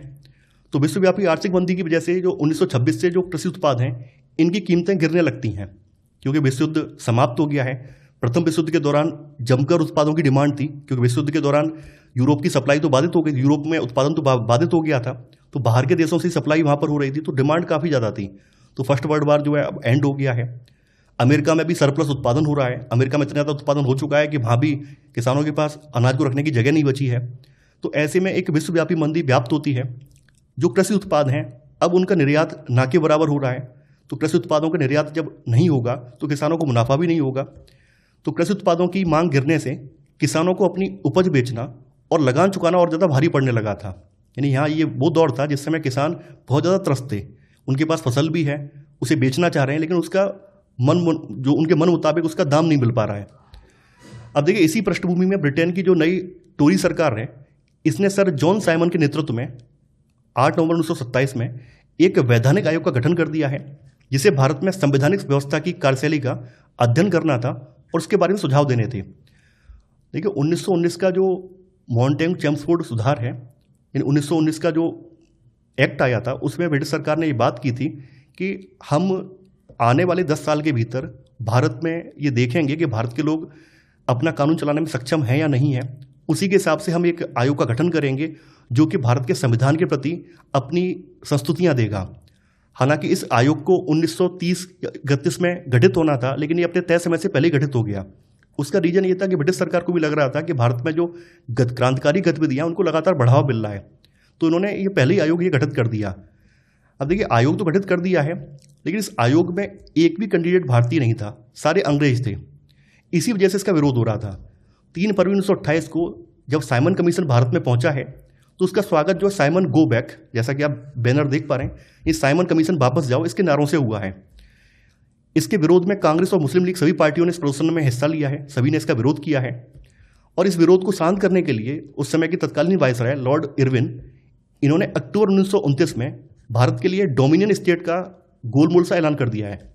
डोमिनियन स्टेट का मतलब आप जान रहे हैं, ब्रिटिश सरकार के अंतर्गत रहते हुए भारतीय जो हैं अपने लिए खुद कानून बना सकते हैं, लेकिन वो ब्रिटिश सरकार के अधीन ही रहेंगे। यानी भारत जो है, भारत के लोग जो अपना शासन स्वयं तो चला सकते हैं, अपना शासन स्वयं चलाएंगे, लेकिन वो रहेंगे ब्रिटेन सरकार के अधीन ही। यानी ब्रिटेन सरकार जब चाहेगी हस्तक्षेप कर सकेगी, लेकिन जो स्थानीय शासन होगा वो भारतीय चला सकेंगे। तो उन्होंने एक डोमिनियन स्टेट का वादा कर दिया। लॉर्ड इरविन ने कहा है कि भावी संविधान के बारे में चर्चा करने के लिए गोलमेज सम्मेलन आयोजित किया जाएगा। तो गोलमेज सम्मेलन की बात पे कांग्रेस के नेता संतुष्ट नहीं थे। यहां पर उदारवादी और जो मध्यमार्गी नेता थे ब्रिटिश डोमिनियन के भीतरी संवैधानिक व्यवस्था के पक्ष में थे। हालांकि जो उग्रवादी पंथी नेता थे वो इस बात के फेवर में नहीं थे। कांग्रेस के बहुत सारे नेता इस बात के फेवर में नहीं थे। अब देखिए यहाँ पर जवाहरलाल नेहरू, जैसा कि हमने बताया, जवाहरलाल नेहरू, सुभाष चंद्र बोस दोनों ही उग्रवादी नेता थे। तो दिसंबर 1929 में जवाहरलाल नेहरू की अध्यक्षता में कांग्रेस के लाहौर अधिवेशन में, यानी कांग्रेस का जो 1929 में लाहौर अधिवेशन हुआ है, इसकी अध्यक्षता जवाहरलाल नेहरू ने की थी। इसमें उन्होंने पूर्ण स्वराज की मांग को औपचारिक रूप से मान लिया है। यानी कांग्रेस के लाहौर अधिवेशन में पूर्ण स्वराज की मांग को औपचारिक रूप से माना गया है। ये काफ़ी ज़्यादा इंपॉर्टेंट है। कई बार पूछा जाता है कि कांग्रेस ने किस अधिवेशन में पूर्ण स्वराज की मांग को मांगा, पूर्ण स्वराज की मांग को औपचारिक रूप से मान लिया था। ये लाहौर अधिवेशन है 1929 का, जिसकी अध्यक्षता जवाहरलाल नेहरू ने की थी। इसी में इस पूर्ण स्वराज की मांग को औपचारिक रूप से मान लिया गया है। और इसी अधिवेशन में तय किया गया है कि 26 जनवरी 1930 को स्वतंत्रता दिवस के रूप में मनाया जाएगा और उस दिन लोग पूर्ण स्वराज के लिए संघर्ष की शपथ लेंगे। हालांकि जो 26 जनवरी 1930 का दिन स्वतंत्रता के लिए रखा है, इस बात की खबर बहुत ज़्यादा लोगों को नहीं थी। लेकिन हाँ, जवाहरलाल नेहरू ने इसी दिन रावी तट पर तिरंगा फहराया था। ये बात आप लोगों ने इतिहास में पढ़ी होगी। तो ऐसे करके 26 जनवरी वाला दिन ऐतिहासिक दिन बन गया। और बाद में तो पता ही है, इस दिन हमारा पूरा संविधान फिर लागू हुआ 26 जनवरी को। तो यहाँ पर ऐसे करके यहाँ तक की ये कहानी है। अब इसके बाद गांधी जी का रोल स्टार्ट होता है। गांधी जी लगभग 5-6 साल तक बिल्कुल न्यूट्रल रहे हैं, बिल्कुल साइलेंट रहे हैं। गांधी जी ने सब रचनात्मक कार्यों पर अपना फोकस किया है। कोई भी क्रांतिकारी गतिविधि के लिए उन्होंने समर्थन नहीं किया है। उन्हें ऐसा लगता था कि अभी भी भारत के लोग तैयार नहीं हैं, तो हमें भारत की जो अंदरूनी बुराइयां हैं उनको समाप्त करने के लिए काम करना चाहिए। तो 5-6 साल तक उन्होंने रचनात्मक कार्यों में अपना ध्यान फोकस किया है। अब गांधी जी का यहाँ दौर स्टार्ट होता है नमक यात्रा और सविनय अवज्ञा आंदोलन। सविनय का मतलब है कि विनय पूर्वक हम किसी चीज़ की मनाही कर रहे हैं। अवज्ञा का मतलब किसी चीज़ को हम नकार रहे हैं, है ना। सविनय अवज्ञा का मतलब ये हुआ कि किसी चीज़ को हम विनय पूर्वक नकार रहे हैं। तो 31 जनवरी 1930 को गांधी जी ने वायसराय इरविन को एक पत्र लिखा है और पत्र में 11 मांगों का उल्लेख किया है। इनमें जो 11 मांगें लिखी हैं, 11 मांगों का जो उल्लेख किया है, ये 11 मांगें इस प्रकार की मांगें थी कि इसमें उद्योगपति से लेकर जो मजदूर वर्ग तक है, उस सबको इस मांगों में जोड़ा जा सके। इस तरह की मांगों को इन्होंने रखा था कि हर वर्ग की मांगों को हम इन 11 मांगों के माध्यम से सरकार के सामने रख रहे हैं। गांधी जी जो है इन मांगों के जरिए समाज के जो सभी वर्ग हैं इनको अपने साथ जोड़ना चाहते थे। तो गांधी जी को लगा कोई ऐसी मांग रखी जाए जो कि हम सबकी कॉमन मांग हो, चाहे वो गरीब हो, अमीर हो, मजदूर हो, कोई भी क्यों ना सही, हर किसी की कॉमन मांग हो। तो उस समय नमक कर लगा हुआ था। ब्रिटिश सरकार ने, औपनिवेशिक सरकार ने नमक पर कर लगाया हुआ था। और नमक हमारे दैनिक जीवन में उपयोग होने वाला एक साधन है। यानी हम लोग दैनिक जीवन में अपना जो भोजन बनाते हैं बिना नमक के नहीं बन सकता है। नमक डालते हैं, चाहे वो गरीब अमीर कोई भी हो, नमक हर कोई प्रयोग करता है। तो गांधी जी ने नमक का मुद्दा यहाँ उठाया, नमक कर का मुद्दा उठाया। तो सबसे महत्वपूर्ण यहाँ पर क्या था, नमक कर को खत्म करने के बारे में इन्होंने एक डिमांड और रखी थी। इन्होंने लिखा था कि अगर 11 मार्च तक उनकी मांगें नहीं मानी जाएंगी तो कांग्रेस जो है सविनय अवज्ञा आंदोलन छेड़ देगी। इधर जो है वायसराय लॉर्ड इरविन ये भी झुकने को तैयार नहीं है। जब ये झुकने को तैयार नहीं हुए तो 12 मार्च से महात्मा गांधी ने 12 मार्च 1930 को साबरमती आश्रम से अपने 78 फॉलोअर्स के साथ दांडी के लिए पदयात्रा प्रारंभ की है।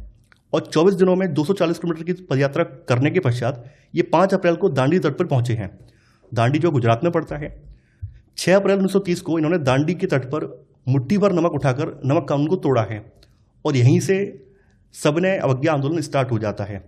बाद में जो 9 अप्रैल 1930 को गांधी जी ने सविनय अवज्ञा आंदोलन के बारे में एक विस्तृत दिशा निर्देश जारी किया है। इस बार लोगों को न केवल अंग्रेजों का सहयोग न करने के लिए बल्कि औपनिवेशिक कानून का उल्लंघन करने के लिए इन्होंने आह्वान किया है। यानी यहाँ पर इन्होंने जो दिशा निर्देश 9 तारीख को जारी किया, इसमें कहा है कि इस बार न केवल वो अंग्रेजों का सहयोग नहीं करेंगे, साथ ही साथ जो औपनिवेशिक कानून है उनका भी उल्लंघन करेंगे। ये बात इन्होंने अपने निर्देश में कही है। अब जैसा कि महात्मा गांधी ने थोड़ा सा इशारा किया है, बस इशारा करते ही इनके जो फॉलोअर्स से एक्टिव हो चुके हैं। जनता के मन में सदियों से जो शोषण और पीड़ा का जो भाव था अब यहाँ पर अव्यक्त होने लगा है। अब तो मौका मिला है जनता को कि कुछ कर दिखाने का। तो यहाँ पे फिर से भाई हिंसक टकराव, हिंसात्मक गतिविधियाँ स्टार्ट हो गई हैं। ये बहुत सारे स्थानों पर हिंसा हुई है, जमकर टकराव हुए हैं, पुलिस से भिड़ंत हुई है। अप्रैल 1930 में महात्मा गांधी के समर्पित साथी हैं अब्दुल गफ्फार खान, इनको अरेस्ट कर लिया गया। इनको अरेस्ट करते ही इनके जो फॉलोअर्स थे वो सड़कों पर उतर आए हैं और जमकर लाठीबारी हुई है, जमकर गोलीबारी भी हुई है। मतलब खूब सारा हंगामा क्रिएट हुआ है। महीने भर बाद ही सबने अवज्ञा आंदोलन लागू करने के महीने भर बाद ही महात्मा गांधी को भी अरेस्ट कर लिया गया है। और इनको अरेस्ट करने के बाद शोलापुर के जो औद्योगिक मजदूर हैं, इन्होंने भी अंग्रेजी शासन के जो प्रतीक थे, अंग्रेजी शासन के प्रतीक का मतलब रेलवे स्टेशन है, उनके जो विद्यालय हैं या उनके प्रशासनिक भवन हैं, अदालतें वगैरह हैं, उनके मालगोदाम वगैरह, उन पर हमला करना स्टार्ट कर दिया है। तो ऐसे करके सिचुएशन बहुत ज़्यादा उग्र होती जा रही, बहुत ज़्यादा हाइपर होती जा रही है। देखिए, महात्मा गांधी ने फिर से रियलाइज किया है कि आंदोलन की जो स्थिति है वो बहुत ज़्यादा बिगड़ चुकी है। आंदोलन बहुत ज़्यादा उग्र हो चुका है और लंबे समय तक उग्र आंदोलन रहेगा तो ब्रिटिश सरकार जो है सेना के दम पर इसको कुचल देगी। तो महात्मा गांधी ने एक बार फिर से अपना जो सविनय अवज्ञा आंदोलन था इसको वापस ले लिया है। अब देखिए, गांधी जी को फिर से जेल से बाहर निकाला गया है। बाहर निकालने के बाद लॉर्ड इरविन के सामने ये गए हैं। लॉर्ड इरविन के साथ इन्होंने एक समझौता किया है। 5 मार्च 1931 को गांधी जी ने इरविन के साथ एक समझौते पर दस्तखत किए हैं और दस्तखत करने के बाद लंदन में होने वाले जो दूसरा गोलमेज सम्मेलन है इसमें हिस्सा लेने पर अपनी सहमति व्यक्त कर दी है। देखिए, यहाँ पर ध्यान देने वाली बात यह है, जो पहला गोलमेज सम्मेलन हुआ था उसका कांग्रेस बहिष्कार कर चुकी थी, यानी पहले गोलमेज सम्मेलन में कांग्रेस शामिल नहीं हुई थी। लेकिन यहाँ पे चूंकि गांधी जी को समझौता करना पड़ा इरविन से, तो अब इन्हें दूसरे गोलमेज सम्मेलन में जाना ही पड़ेगा। तो यहाँ पर जब इन्होंने इनकी ये बात मान ली है, गांधी जी ने इरविन की ये बात मान ली है, समझौते पर दस्तखत कर दिए हैं। इस समझौते पर दस्तखत के साथ ही इन्होंने एक अपील ये भी की थी कि जो राजनीतिक कैदी हैं इनको भी रिहा कर दिया जाए। तो इसके बदले जो सरकार जो है राजनीतिक कैदियों को रिहा करने पर राजी हो गई है। देखिए, गांधी जी जो है 29 अगस्त 1931 को द्वितीय गोलमेज सम्मेलन में भाग लेने के लिए जहाज का नाम है राजपूताना नामक जहाज, इससे लंदन के लिए रवाना होते हैं। देखिए, ये भी कई बार पूछा जाता है कि गांधी जी द्वितीय गोलमेज सम्मेलन में भाग लेने के लिए किस जहाज से गए थे, उसका नाम क्या था? राजपूताना नाम था। और द्वितीय गोलमेज सम्मेलन जो है 7 सितंबर 1931 से 1 दिसंबर 1931 तक सम्मेलन चलता है। हालांकि सम्मेलन में कोई सफल वार्ता नहीं हो पाती है और इनकी वार्ता बीच में ही टूट जाती है और इन्हें निराश होकर वापस भारत में लौटना पड़ता है। अब देखिए, इस दौरान ब्रिटिश सरकार ने क्या किया है, जो क्रांतिकारी हैं उनका निर्ममतापूर्वक दमन किया है, उनको जमकर मारा पीटा है, उनको जेलों में बंद कर दिया है, कई को फांसी पर चढ़ा दिया है। निर्ममतापूर्वक आंदोलन का दमन किया है ताकि फिर से ये लोग उठ के खड़े ना हो सकें। तो भारत में जब ये वापस लौट कर आते हैं गांधी जी, तो ये देखते हैं कि सरकार ने नए सिरे से दमन स्टार्ट कर दिया है। जो कांग्रेस के प्रमुख नेता होते हैं, इनके जो सहयोगी होते हैं, उनको जेल में डाल दिया होता है। जैसे गफ्फार खान है, जवाहरलाल नेहरू है, ये दोनों जेल में गए होते हैं। और उसी समय में, जिस समय द्वितीय गोलमेज सम्मेलन चल रहा था, उसी समय में कांग्रेस को ब्रिटिश सरकार ने गैर कानूनी घोषित कर दिया था। सभाओं, प्रदर्शनों और बहिष्कार जैसी जो गतिविधियां हैं, इनको रोकने के लिए सख्त कदम उठाए जा रहे थे। अब देखिए, महात्मा गांधी टूटे हुए मन से भारत तो लौट आते हैं और चूंकि बीच में हिंसा जब हुई थी तो सविनय अवज्ञा आंदोलन वापस ले लिया था, इरविन से समझौता भी कर लिया था, उसकी बात मानते हुए गोलमेज सम्मेलन भी गए थे, लेकिन वहाँ भी कोई नतीजा नहीं निकला। तो जब लौट कर आते हैं तो फिर से एक बार ये सविनय अवज्ञा आंदोलन स्टार्ट करते हैं। यानी ये महात्मा गांधी जो है 4 जनवरी 1932 को सविनय अवज्ञा आंदोलन जो दोबारा स्टार्ट करते हैं। अब देखिए, जनता भी समझ चुकी है कि भाई आप जो आंदोलन कर रहे हैं, असहयोग या खिलाफत आंदोलन हो, सविनय अवज्ञा आंदोलन हो, आपके आंदोलन का कोई नतीजा तो निकल कर आ नहीं रहा है। आप हर बार प्रयास तो कर रहे हैं, हर बार विफल हो जा रहे हैं। तो जनता भी इनसे अब दूर होने लगी है, इनसे इनका जनता का मन भी हटने लगा। उन्हें भी लगने लगा कि महात्मा गांधी कुछ विशेष नहीं कर पा रहे हैं। महात्मा गांधी बातें तो बड़ी बड़ी कर रहे हैं, लेकिन कुछ हमारे लिए कर नहीं पा रहे हैं। हर बार वही होता है, हर बार कहते हैं आंदोलन करेंगे, इस बार आज़ादी मिलेगी, पूर्ण स्वराज मिलेगा ही मिलेगा, लेकिन हो कुछ नहीं पा रहा है। तो जनता का भी मोह इनसे भंग होने लगा है। अंततः क्या होता है, अप्रैल 1934 तक आते आते गांधी जी ने द्वितीय सविनय अवज्ञा आंदोलन भी स्थगित कर दिया है, क्योंकि इसको बहुत ज़्यादा रुझान नहीं मिल पाया था। अब देखिए, यहाँ पर है कि लोगों ने सविनय अवज्ञा आंदोलन को कैसे लिया है, तो उनके बारे में यह बताया गया है। सबसे पहले कहानी बताई गई संपन्न किसान समुदाय की। तो गांव में जो संपन्न किसान समुदाय थे, जैसे गुजरात के पाटीदार हैं, उत्तर प्रदेश में जाट हैं, ये आंदोलन में काफ़ी ज़्यादा एक्टिव रहे थे। इनके एक्टिव रहने के पीछे रीजन ये था क्योंकि 1930 के दशक में जो मंदी आई थी, मंदी आने की वजह से जो फसलों की कीमतें डाउन हुई थी, तो फसलों की कीमतें डाउन होने की वजह से इनकी जो भी फसल थी वो बिक नहीं पा रही थी और ये लगान नहीं भर पा रहे थे। तो व्यापार में मंदी और गिरती कीमतों से बहुत ज़्यादा परेशान थे और सरकार जो थी लगाम कम करने को तैयार नहीं हो रही थी। इनके लिए स्वराज की लड़ाई भारी लगान के खिलाफ लड़ाई थी। यानी इनके लिए स्वराज की लड़ाई का मतलब ये था कि हम भारी लगान नहीं चुकाएंगे। लेकिन जब 1931 में लगानों के घटे बिना आंदोलन वापस ले लिया गया है, तो इन्हें भी बहुत ज़्यादा निराशा हुई है। इन्हें भी लगा कि हमने तो सहयोग किया गांधी जी का, फिर भी लगान वापस नहीं हुए, लगान कम नहीं हुए हैं। फलस्वरूप जब 1932 में आंदोलन दोबारा स्टार्ट हुआ है, तो इनमें से बहुत सारे किसानों ने हिस्सा लेने से मना कर दिया। उन्हें लगने लगा कि भाई अब ये इनकी बात को भरोसा नहीं है। उन्हें ऐसा लगने रहा है गांधी जी बात तो हर बार दावा तो कर रहे हैं कि भाई हम आपकी आज़ाद करवा देंगे, आपको पूर्ण स्वराज दिलवाएंगे, आपकी जो मांगें पूरी होंगी, लेकिन ऐसा हो कुछ नहीं पा रहा है। तो किसानों का मोह इनसे भंग हो गया है। अब गरीब किसानों की स्थिति थी, देखिए गरीब किसानों के साथ स्थिति बहुत ज़्यादा दयनीय थी। गरीब किसान केवल लगान में कमी नहीं चाहते थे, बल्कि ये चाहते थे कि उन्हें जमींदारों का जो भाड़ा चुकाना था उसे माफ़ कर दिया जाए। चूंकि उस समय गरीब किसानों के पास खुद की ज़मीन नहीं होती थी, इनकी ज़मीनों के पट्टे होते थे, यानी इन्हें जमींदारों से ज़मीन को पट्टे पर लेना होता था और उस पट्टे के बदले में जमींदारों को तय राशि भुगतान करनी पड़ती थी। तो पट्टे स्थायी नहीं थे, जब मन चाहे पट्टे छीन लिए जाते थे और लगान भी मनमाना था। तो इन सब चीज़ों से काफ़ी ज़्यादा परेशान थे। इसके लिए उन्होंने कई रेडिकल आंदोलनों में हिस्सा लिया। देखिए रेडिकल का मतलब होता है जो क्रांतिकारी, जो मतलब एकदम उग्र आंदोलन है, रेडिकल आंदोलन, उनमें हिस्सा लिया है। और रेडिकल आंदोलनों का नेतृत्व जो है अक्सर जो समाजवादी खेमे के लोग हैं, जैसे जवाहरलाल नेहरू हुए, सुभाष चंद्र बोस हुए, समाजवादी खेमे के लोग थे। और कम्युनिस्ट आप लोग जानते ही हैं, तो कम्युनिस्टों के हाथ में होता था। तो इनके आंदोलनों में इन्होंने हिस्सा लिया है। इन्होंने सबने वज्ञ आंदोलन में हिस्सा नहीं लिया है, बल्कि समाजवादी और कम्युनिस्टों के जो आंदोलन थे उनके आंदोलनों के जरिए अपनी बात को मनवाने का प्रयास किया है। इधर जो कांग्रेस थी, कांग्रेस को भी काफ़ी डर लग रहा था, क्योंकि कांग्रेस में बड़े पैमाने पर अमीर किसान साथ में थे। भाई कांग्रेस उस समय, कांग्रेस का जो गठन नहीं हुआ था, उस गठन में सभी उच्च जातियों के लोग शामिल थे। ऊंचे ऊंचे पदों पर जो थे धनाढ़ लोग बैठे हुए थे। तो ऐसे में अगर भाड़ा विरोध कर दिया जाए, इसमें ऐसे में कहा जाए कि लगान कम कर दी जाए, जमींदार उनके पट्टे उन्हें परमानेंट उन्हें प्रदान कर दें, तो कांग्रेस को भी लग रहा था कि हो सकता है कि ऊंचे तबके के जो लोग हैं हमसे नाराज हो सकते हैं। तो अमीर किसानों और जमींदारों की नाराजगी की वजह से कांग्रेस जो थी भाड़ा विरोधी आंदोलन को समर्थन देने से हिचकिचा रही थी। और इसी वजह से गरीब किसानों और कांग्रेस के बीच में संबंध अनिश्चित बने रहे, यानी कि इस आंदोलन के दौरान गरीब किसान जो थे इस आंदोलन से नहीं जुड़ पाए हैं। व्यवसायी वर्ग की बात करें, व्यवसायी वर्ग क्या चाहता था? देखिए व्यवसायी वर्ग ने फर्स्ट वर्ल्ड वार के दौरान अच्छा खासा मुनाफा कमाया था, क्योंकि फर्स्ट वर्ल्ड वार के दौरान एक अच्छा खासा अवसर था कि हम ज़्यादा से ज़्यादा उत्पादन कर सकें और उस उत्पादन को यूरोप में निर्यात कर सकें। तो व्यवसायी वर्ग जो है विदेशी वस्तुओं के आयात से सुरक्षा चाहते थे और रुपया स्टर्लिंग विदेशी विनिमय अनुपात में बदलाव चाहते थे, जिससे कि आयात में कमी हो जाए। व्यवसायिक हितों को संगठित करने के लिए इन्होंने 1920 में भारतीय औद्योगिक एवं व्यावसायिक कांग्रेस, जिसको Indian industrial and commercial Congress कहा जाता है, इसका गठन किया है। और 1927 में महात्मा गांधी की सलाह पर पुरुषोत्तम दास ठाकुरदास और जीडी बिरला ने भारतीय वाणिज्य एवं उद्योग परिसंघ, जिसको federation of Indian chamber of commerce and industry कहा जाता है, शॉर्ट में इसको फिक्की कहा जाता है, इसका गठन किया। देखिए कई बार पूछा जाता है कि फिक्की का गठन कब हुआ? 1927 में हुआ है। और Indian industrial and commercial Congress का गठन 1920 में हुआ है। कई बार ये प्रश्न पूछे जाते हैं। देखिए व्यवसायियों की आकांक्षा ये थी इस आंदोलन से, ज़्यादातर व्यवसायी यही चाहते थे कि स्वराज एक ऐसे युग के रूप में स्वराज को देखते थे जहाँ कारोबार पर औपनिवेशिक पाबंदियाँ नहीं होंगी और व्यापार और उद्योग निर्बाध ढंग से फल फूल सकेंगे। यानी इनके लिए स्वराज का मतलब ये था कि हमारे व्यापार ढंग से फलें फूलें और हमारे व्यापार में बहुत ज़्यादा औपनिवेशिक गवर्नमेंट हस्तक्षेप ना करे। अब बात करते हैं औद्योगिक श्रमिक वर्ग की। देखिए औद्योगिक श्रमिक वर्ग ने सविनय अवज्ञा आंदोलन में नागपुर के अलावा कहीं भी बहुत बड़ी संख्या में हिस्सा नहीं लिया। नागपुर के जो श्रमिक वर्ग के लोग थे वही इस आंदोलन में शामिल हुए और अन्य जगह के श्रमिक इसमें शामिल नहीं हो पाए हैं। उन्होंने जो है विदेशी वस्तुओं के बहिष्कार जैसे कुछ गांधीवादी विचारों को कम वेतन और खराब कार्यस्थितियों के खिलाफ अपनी लड़ाई से जोड़ दिया था। यानी कहने का मतलब ये है कि गांधी जी का जो विदेशी वस्तुओं का बहिष्कार था, विदेशी शासन का जो बहिष्कार था, उस विचार को यहाँ के मजदूरों ने जो है अपने कम वेतन के साथ या अपनी जो काम की जो कार्य परिस्थितियाँ हैं, जो खराब परिस्थितियाँ, उनके साथ जोड़ लिया था।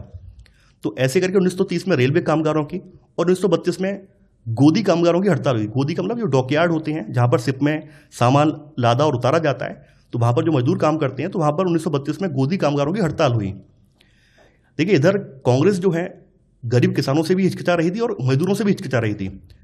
फिर भी कांग्रेस जो अपने कार्यक्रम में मजदूरों की मांगों को समाहित करने में हिचकिचा रही थी, क्योंकि जैसा कि आप लोग जानते हैं कांग्रेस के साथ बड़े बड़े उद्योगपति जुड़े हुए थे और कांग्रेस को ऐसा लगता था कि अगर हम मजदूरों की बात को रखेंगे तो हो सकता है जो उद्योगपति लोग हैं, जो समर्थन हमें दे रहे हैं, ये हमसे दूर हो जाएं। तो कांग्रेस को लगता था कि इससे उद्योगपति आंदोलन से दूर चले जाएंगे और साम्राज्यवाद विरोधी ताकतों में फूट पड़ेगी। अब औरतों की बात करें तो देखिए औरतों ने 1905 के बाद से ही राष्ट्रवादी आंदोलनों में सक्रिय भूमिका निभाई थी। औरतों ने जो है बड़े पैमाने पर जुलूसों में हिस्सा लिया, नमक बनाया, विदेशी कपड़ों और शराब की जो दुकानें थीं उनकी पिकेटिंग की। औरतों ने बहुत सारा उत्पीड़न भी झेला, बहुत सारी महिलाएं जेल भी गईं। लेकिन औरतों के बारे में एक बात यह है कि इस आंदोलन में, राष्ट्रवादी आंदोलन में, जो अगड़ी जात की महिलाएं थीं वही अधिकांश शामिल थीं। इन शहरी इलाकों में ज़्यादातर ऊंची जातियों की महिलाएं सक्रिय थीं, जबकि ग्रामीण इलाकों में संपन्न किसान परिवारों की महिलाएं आंदोलन में हिस्सा ले रही थीं। औरतों के मुद्दों को लेकर बहुत ज़्यादा स्पष्टता नहीं थी, चाहे गांधी जी हों या कांग्रेस हों। स्टार्टिंग में औरतों के अधिकारों को लेकर न्यूट्रल थे। गांधी जी ने भी औरतों के अधिकारों को लेकर बहुत ज़्यादा पैरवी नहीं की। उनकी शिक्षा की तो बात कर रहे थे, लेकिन बहुत ज़्यादा अधिकार देने की बात नहीं कर रहे थे, क्योंकि उन्हें ऐसा लगता था कि अगर हम अचानक से ये बात कहेंगे तो जो पितृसत्तात्मक समाज है वो हो सकता है कांग्रेस से दूर चला जाए। तो गांधी जी का ऐसा मानना था कि घर चलाना, चूल्हा चौका संभालना, अच्छी माँ और अच्छी पत्नी की भूमिकाओं का निर्वाह करना ही औरत का असली कर्तव्य है। नहीं, गांधी जी भी औरतों की भूमिका को लेकर, औरतों को अधिकार दिए जाने को लेकर अपने संकुचित विचार रखते थे। कांग्रेस को उनकी प्रतीकात्मक उपस्थिति में दिलचस्पी थी। प्रतीकात्मक का मतलब केवल प्रतीक के रूप में आप खड़ी तो हो जाओ, लेकिन आपको बहुत बड़ा पद नहीं देंगे, बहुत बड़ी भूमिका नहीं देंगे, और ना ही बहुत ज़्यादा आपके अधिकारों की बात करेंगे। तो उस समय औरतों को लेकर कांग्रेस हो या गांधी जी हो, ये बहुत ज़्यादा इन्होंने अपनी भावनाएं व्यक्त नहीं की हैं, केवल और केवल इनका प्रतीकात्मक रूप में इनका इस्तेमाल किया है। अब है सविनय अवज्ञा की सीमाएं। देखिए, जिस समय देश में राष्ट्रवादी आंदोलन का विकास जोरों शोरों पर चल रहा था, उसी समय देश में मौजूद कुछ ऐसी जातियां भी थीं या कुछ ऐसे समाज भी थे जो कि सदियों से दबे कुचले रहे थे, सदियों से उनको हाशिए पर रखा गया था। इन समाजों को अछूत या फिर अस्पृश्य समझा जाता था। तो इन समाजों से भी कुछ नेता जब निकल कर आए हैं तो उन्होंने समाज के उत्थान के लिए अपनी मांगें रखी हैं, अपनी बात रखी है। इसमें सबसे पहला नाम डॉक्टर बी आर अम्बेडकर का आता है। डॉक्टर बी आर अम्बेडकर का कहना था कि भले हमें आज़ादी अंग्रेजों से तो मिल जाएगी, लेकिन सदियों से जो हमारे समाज को सताया गया है, प्रताड़ित किया गया है, उस प्रताड़ना और शोषण से हमें आज़ादी कब मिलेगी। तो डॉक्टर बी आर अम्बेडकर और महात्मा गांधी का इस बात को लेकर कई बार टकराव भी हुआ था। तो यहाँ पर यही चीज़ बताई गई है। देखिए, जैसा कि आप लोग जानते हैं कि जो अछूत समाज के लोग थे वो लगातार ये प्रयास कर रहे थे कि उनके अधिकारों को भी संरक्षण दिया जाए, उनकी बात भी मानी जाए, उनका उत्थान भी हो सके। लेकिन कांग्रेस के एजेंडे में दूर दूर तक ये बात शामिल नहीं थी। कांग्रेस के डरने का रीजन ये था कि कांग्रेस में अधिकांश सवर्ण हिंदू शामिल थे, और कांग्रेस को लगता था कि अगर हम अछूतों की बात को उठाएंगे तो हो सकता है जो सवर्ण हिंदू है वो हमसे नाराज होकर दूर चले जाएं। तो 1930 के बाद अछूत जो हैं ये खुद को दलित या फिर उत्पीड़ित कहने लगे थे। और जैसा कि हमने कांग्रेस के बारे में बताया था कि कांग्रेस ने रूढ़िवादी सवर्ण हिंदू सनातन पंथियों से डरकर लंबे समय तक दलितों पर ध्यान नहीं दिया था। हालांकि महात्मा गांधी ने असहयोग आंदोलन खत्म होने के बाद जो रचनात्मक कार्य किए थे उनमें से एक कार्य जो है छुआछूत का अंत था। तो महात्मा गांधी ने ऐलान किया था कि जो अस्पृश्यता है इसको खत्म किए बिना 100 साल तक भी स्वराज की स्थापना नहीं की जा सकती है। तो महात्मा गांधी ने लोगों से ये अपील की है कि इन लोगों के साथ छुआछूत न किया जाए, इन लोगों को भी समाज में बराबरी का दर्जा दिया जाए। गांधी जी ने जो अछूत समाज के लोग हैं इनको हरिजन बोला है। हरिजन यानी कि ईश्वर की संतान बताया है, और उन्हें मंदिरों, सार्वजनिक तालाबों, सड़कों और कुओं पर समान अधिकार दिलाने के लिए सत्याग्रह किया है। देखिए, गांधी जी ने जब इन्हें हरिजन कहा है तो इस बात से डॉक्टर बी आर अम्बेडकर नाराज भी हुए हैं। डॉक्टर बी आर अम्बेडकर का कहना यह था कि आपने इन्हें हरिजन शब्द देकर कहीं ना कहीं इन पर एक टैग लगा दिया कि ये लोग अछूत समाज से बिलोंग करते हैं। बहुत सारे दलित नेता जो थे वो अपने अधिकारों को लेकर सक्रिय हो चुके थे, उनमें डॉक्टर बी आर अम्बेडकर प्रमुख थे। तो दलित नेताओं का मानना था कि उनकी जो सामाजिक अपंगता है ये केवल राजनीतिक सशक्तिकरण से ही दूर हो सकती है, कि जब तक हमारे हाथ में राजनीतिक शक्ति नहीं मिलेगी तब तक हमारा उद्धार नहीं हो सकता है। ऐसा ये दलित नेता मानते थे। उन्होंने शिक्षा संस्थाओं में आरक्षण के लिए आवाज़ उठाई और अलग निर्वाचन क्षेत्रों की बात कही। देखिए, सविनय अवज्ञा आंदोलन हो या असहयोग आंदोलन हो, इन दोनों आंदोलनों में दलितों की हिस्सेदारी जो थी काफ़ी ज़्यादा सीमित थी। डॉक्टर बी आर अम्बेडकर ने 1930 में दलितों को दमित वर्ग एसोसिएशन या डिप्रेस्ड क्लास एसोसिएशन में संगठित किया। दलितों के लिए डॉक्टर बी आर अम्बेडकर ने अलग निर्वाचन क्षेत्रों की मांग रखी, और जब ब्रिटिश सरकार ने इस मांग को मान लिया तो गांधी जी जो थे इस मांग को लेकर धरने पर बैठ गए।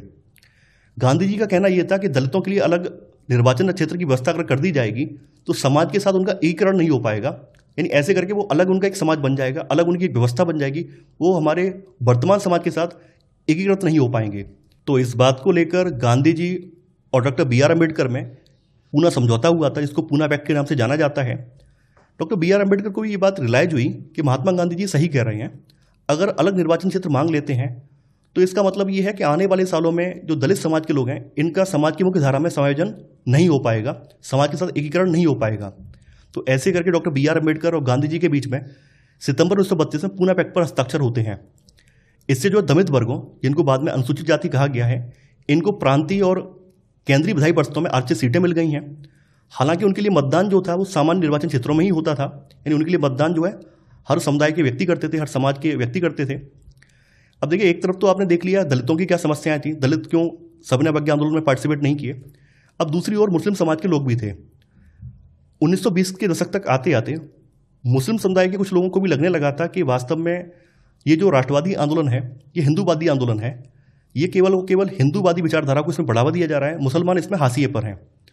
उन्हें ऐसा लगने लगा था अगर आज़ादी मिल भी जाएगी तो जो भी सरकार बनेगी उसमें हिंदू बहुसंख्यक होंगे और मुस्लिम जो है अल्पसंख्यक के दर्जे से रह जाएंगे, मुस्लिमों को दबाया जाएगा, मुस्लिमों की मांगें मानी नहीं जाएंगी और यहाँ तक कि मुस्लिमों का जो कल्चर है वो भी कहीं ना कहीं समाप्त कर दिया जाएगा। ऐसी शंकाएं इनके मन में व्याप्त होने लगी। तो जैसा कि आप लोग जानते हैं, खिलाफत असहयोग आंदोलन तक मुसलमान जो हैं गांधी जी के साथ रहे हैं, लेकिन जैसे ही खिलाफत असहयोग आंदोलन समाप्त हुआ है उसके बाद मुसलमानों ने गांधी जी के आंदोलन के साथ दूरी बना ली है और सविनय अवज्ञा आंदोलन के दौरान इन्होंने बहुत ज़्यादा कोई रुचि नहीं दिखाई, बहुत ज़्यादा उत्साह नहीं दिखाया है। इसके पीछे कई सारे कारण भी थे। चूंकि जो राष्ट्रवादी आंदोलन का विकास हो रहा था, राष्ट्रवादी आंदोलन में जो छवियां गढ़ी गई थी उन सभी में कहीं ना कहीं हिंदू देवी देवताओं का जिक्र किया गया था। जो भी कहानी किस्से बनाए गए थे वो सब हिंदू देवी देवताओं से प्रेरित थे, जैसे भारत माता की छवि हो या और भी कुछ हो, उन सब में हिंदू देवी देवता या हिंदू कल्चर को बढ़ावा दिया गया था। और कांग्रेस भी जो थी 1920 के दशक के बाद जो हिंदू महासभा है उसके करीब आ गई थी। तो ऐसे में मुसलमानों को लगने लगा था कि वास्तव में कांग्रेस एक हिंदूवादी संगठन है और इनके साथ हमारा समायोजन नहीं हो पाएगा, इनके साथ हम लोग एडजस्ट नहीं हो पाएंगे। तो हाँ, बाद में क्या होता है कि बाद में जो हिंदू मुसलमानों के बीच की जो खाई है वो बढ़ती जाती है और इसी वजह से बाद के समय में 1930 के बाद कई शहरों में सांप्रदायिक दंगे भी होते हैं। मुस्लिम लीग के नेता मोहम्मद अली जिन्ना का कहना था कि अगर मुसलमानों को केंद्रीय सभा में आरक्षित सीटें दे दी जाएं और मुस्लिम बहुल प्रांत जो हैं यानी बंगाल और पंजाब, यहाँ पर मुसलमानों की आबादी के अनुपात में प्रतिनिधित्व दे दिया जाए तो ये जो मुसलमानों के लिए पृथक निर्वाचिका की डिमांड छोड़ने के लिए तैयार हो जाएंगे। देखिए, जैसा कि आप लोग जानते हैं, पृथक निर्वाचिका की मांग डॉक्टर BR अम्बेडकर और मुस्लिम लीग दोनों ने रखी थी। हालांकि जिन्ना ने ये बात भी कही थी अगर हमारी ये बातें आप मान लेते हैं, ये मांगे हमारी मान लेते हैं तो हम पृथक निर्वाचिका की जो मांग है छोड़ देंगे। इस बात को लेकर 1928 में एक सर्वदलीय सम्मेलन आयोजित किया गया था। इस सर्वदलीय सम्मेलन में हिंदू महासभा के MR जयकर ने जिन्ना की इस मांगों की खुलेआम निंदा कर दी। तो निंदा करने की वजह से क्या हुआ, जो कांग्रेस है और मुस्लिम लीग जो है इनके बीच में खाई और ज़्यादा क्रिएट हो गई और इस मुद्दे के समाधान की सारी संभावनाएं यहाँ पर समाप्त हो गई।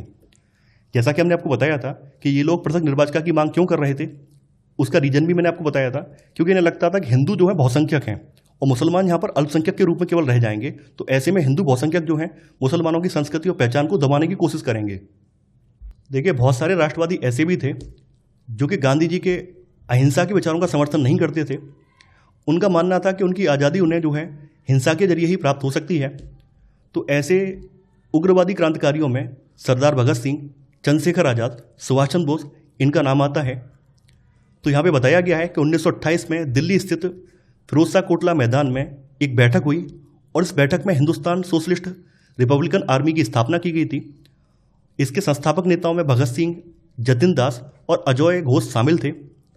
जैसा कि आप लोग जानते हैं, 1929 में भगत सिंह और बटुकेश्वर दत्त ने लेजिस्लेटिव असेंबली पर बम फेंका था और उसी साल इन लोगों ने ट्रेन को उड़ाने का प्रयास भी किया था, यानी उस ट्रेन में लॉर्ड इरविन यात्रा कर रहे थे। तो असेंबली पर बम फेंकने के जुर्म में भगत सिंह और बटुकेश्वर दत्त को गिरफ्तार कर लिया गया था। इन पर मुकदमा चलाया गया और मात्र केवल 23 साल की एज में भगत सिंह को फांसी दे दी गई थी। आगे यहाँ पर सामूहिक अपनेपन का भाव, इसके बारे में चर्चा की गई है। देखिए, जैसा कि आप लोग जानते हैं कि भारत विविधताओं वाला देश है।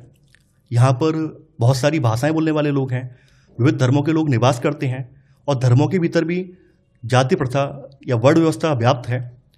तो ऐसे में राष्ट्रवादी आंदोलन के लिए सभी को एक सूत्र में कैसे पिरोया जाए, यानी राष्ट्रवाद की जो भावना तभी पनपती है जब लोग ये महसूस करने लगते हैं कि वे एक ही राष्ट्र के अंग हैं। जब वे एक दूसरे को एकता के सूत्र में बांधने वाली कोई साझा बात ढूंढ लेते हैं तो वो आपस में जुड़ जाते हैं। अब हमारे यहाँ दिक्कत यह थी कि हमारे यहाँ बहुत ज़्यादा डाइवर्सिटी थी, तो कुछ ऐसे तत्व हमें चाहिए थे जो कि सभी लोगों को एक साथ जोड़ सकें, जिससे कि हमारा जो राष्ट्रवादी आंदोलन है वो और ज़्यादा मजबूत हो सके, स्ट्रांग हो सके। तो इसमें काम किया इतिहास और साहित्य ने। लोक कथाएं, गीत, चित्र, प्रतीक सभी ने राष्ट्रवाद को साकार करने में अपना अमूल्य योगदान दिया। जैसा कि आप लोग जानते हैं, जो स्त्री छवि है, स्त्री छवि को आज़ादी का प्रतीक फ्रांसीसी आंदोलन के दौरान बनाया गया था। तो वही चीज़ यहाँ पर भी अपनाई गई। हमारे यहाँ राष्ट्रवादी आंदोलन में भी हमने जो पश्चिम के देशों में क्रांतियाँ हुई थी, पश्चिम के देशों में जो आज़ादी के लिए संघर्ष हुए थे, उन्हीं प्रतीकों को हमने भी अडॉप्ट किया, लेकिन हमने अपने भारतीय संस्कृति के अकॉर्डिंग उनको अडॉप्ट किया। तो 20वीं सदी में राष्ट्रवाद के विकास के साथ भारत की पहचान भी भारत माता की छवि के रूप में उभरने लगी थी। और ये तस्वीर जो है पहली बार बंकिम चंद्र चट्टोपाध्याय ने बनाई थी, यानी भारत माता की पहली तस्वीर जो है बंकिम चंद्र चट्टोपाध्याय ने बनाई थी। 1870 के दशक में उन्होंने मातृभूमि की स्तुति के रूप में वंदे मातरम गीत लिखा था, और वंदे मातरम गीत को उन्होंने बाद में अपने उपन्यास आनंद मठ में शामिल कर लिया था। जैसा कि आप लोग जानते हैं, वंदे मातरम गीत जो है ये बंगाल में जो स्वदेशी आंदोलन है उसमें ये खूब गाया गया था। स्वदेशी आंदोलन की प्रेरणा से जो अवनींद्रनाथ टैगोर हैं, इन्होंने भारत माता को एक सन्यासिनी के रूप में चित्रित किया था। जैसा कि आप देख पा रहे हैं, ये अवनींद्रनाथ टैगोर द्वारा बनाई गई छवि है। इस मातृ छवि के प्रति श्रद्धा को राष्ट्रवाद में आस्था का प्रतीक माना जाने लगा। इसके अलावा जैसा कि आप लोग जानते हैं कि हमारे यहाँ पर सदियों से चारण और भाटों की परंपरा रही है। चारण भाट जो है अपने राजाओं की प्रशंसा में गीतों का गुणगान करते थे, तो यहाँ पर इनसे भी प्रेरणा ली गई। यानी 19वीं सदी के आखिर में राष्ट्रवादियों ने भाटों और चारणों के द्वारा सुनाई गई जाने वाली जो लोक कथाएं थी, इनको भी दर्ज करना स्टार्ट कर दिया कि अतीत में हमारे राजा कितने प्रतापी रहे थे, हमारा भारतीय समाज कैसा था, हमारा देश कैसे उन्नति कर रहा था। इनकी लोक कथाओं में जो ये जिक्र किया गया था, इसको भी राष्ट्रवादियों ने दर्ज करना स्टार्ट कर दिया, ताकि लोगों के अंदर, जनमानस के अंदर एक चेतना आ सके।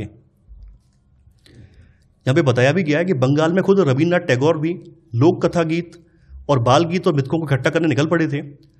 मद्रास में नटेशा शास्त्री ने the folklores of southern India के नाम से तमिल लोक कथाओं का एक विशाल संकलन 4 खंडों में प्रकाशित किया था। देखिए, स्वदेशी आंदोलन के दौरान एक फ्लैग भी डिजाइन किया गया था, जो कि पहचान पर बाद में हमारी पहचान भी बना। तो बंगाल में स्वदेशी आंदोलन के दौरान एक तिरंगा झंडा यानी हरा पीला लाल ये तैयार किया गया। इसमें ब्रिटिश भारत के 8 प्रांतों का प्रतिनिधित्व करते हुए कमल के 8 फूल थे, और हिंदुओं मुसलमानों का प्रतिनिधित्व करता है यहाँ पर एक अर्धचंद्र दर्शाया गया था। एक झंडा जो है महात्मा गांधी ने भी स्वराज आंदोलन के दौरान स्टार्ट किया था, स्वराज आंदोलन के दौरान बनाया था। तो 1921 तक गांधी जी ने भी स्वराज का झंडा तैयार कर लिया था, और ये भी तिरंगा था, यानी सफ़ेद, हरा और लाल था। इसके मध्य में गांधीवादी प्रतीक चरखे की जगह दी गई थी, जो कि स्वावलंबन का प्रतीक था। तो यहाँ पर आप देख पा रहे हैं, ये गांधी जी का स्वराज वाला झंडा है, इसमें बीच में चरखे को दर्शाया गया है। जैसा कि आप लोग जानते हैं, अंग्रेज जब हमारे भारत में आए हैं तो उन्होंने भारतीयों को बहुत कमतर बताया है, भारतीयों को निकृष्ट और कमतर बताया है, और उन्हें पश्चिमी सभ्यता का, पश्चिमी खोजों का गुणगान किया है। ऐसे में हमारे भारत के जो इतिहासकार थे, भारत के जो पढ़े लिखे प्रबुद्ध वर्ग के लोग थे, उनके मन में भी एक शंका आई है कि क्या वास्तव में भारत के लोग कमतर हैं। तो उन्होंने अपने इतिहास को फिर से टटोलना स्टार्ट किया है। इतिहास में फिर से वो गए हैं और इतिहास में उन खोजों को लोगों के सामने निकाल कर लाए हैं, जो कि हमारे अतीत में हमारे यहाँ के ऋषियों ने की थी। तो यहाँ पर वही चीज़ बोली गई है, इतिहास की पुनर्व्याख्या राष्ट्रवाद की भावना पैदा करने का एक और साधन थी। भारत के लोग अपनी महान उपलब्धियों की खोज में अतीत की ओर देखने लगे, यानी अतीत में जो हमारे महान गणतज्ञ हुए हैं, अतीत में जो हमारे यहाँ चिकित्सा शास्त्र लिखा गया था, उन सब की ओर वो लोग देखने लगे हैं, और उनके बारे में लोगों को अवगत कराने लगे हैं कि हम वास्तव में इनसे कमतर नहीं है, बल्कि हम इनसे एडवांस रहे हैं। जैसा कि आप लोग जानते हैं, जब दुनिया में कहीं भी यूनिवर्सिटी नहीं थी, तो सबसे पहले यूनिवर्सिटी हमारे भारत में बनी थी। नालंदा, तक्षशिला, ये सब भारत में ही थी। तो उन्होंने उस गौरवमयी प्राचीन युग के बारे में लिखना शुरू कर दिया, जब कला और वास्तुशिल्प, विज्ञान और गणित, धर्म और संस्कृति, कानून और दर्शन, हस्तकला और व्यापार फल फूल रहे थे। लेकिन देखिए, यहाँ पर ध्यान देने वाली बात यह है कि लोगों को एकजुट करने के पीछे भी जो प्रयास चल रहे थे, इनकी भी अपनी समस्याएं थीं। जिस अतीत का गौरवगान किया जा रहा था, वो अतीत हिंदुओं का अतीत था। यहाँ समस्या ये थी, जो अतीत यहाँ पे बार बार निकाल के लाया जा रहा था, जो जिस इतिहास का गुणगान किया जा रहा था, वो इतिहास जो था हिंदुओं का था, और जिन छवियों का सहारा लिया जा रहा था वो हिंदू प्रतीक थे। तो जब हिंदू प्रतीकों को बढ़ावा दिया गया, हिंदू इतिहास का गुणगान किया गया, तो ऐसे में जो अन्य समुदाय के लोग थी, वो भी अपने आप को अलग थलग महसूस करने लगे। तो इसी के साथ हमारा ये अध्याय समाप्त हो जाता है। मैं आशा करता हूँ कि आपको सीरीज पसंद आ रही होगी। देखिए, जैसा कि मैं आपको फिर से कहना चाहूँगा, अब आपको नोट्स बनाने की आवश्यकता नहीं है। आप लोग हमारे टेलीग्राम चैनल से जुड़कर वहाँ से नोट्स परचेज कर सकते हैं। आपको नोट्स के साथ इसके अभ्यास प्रश्नों की सीरीज भी देखने को मिल जाएगी। तो आज के लिए इतना ही। Thanks for watching. जय हिंद।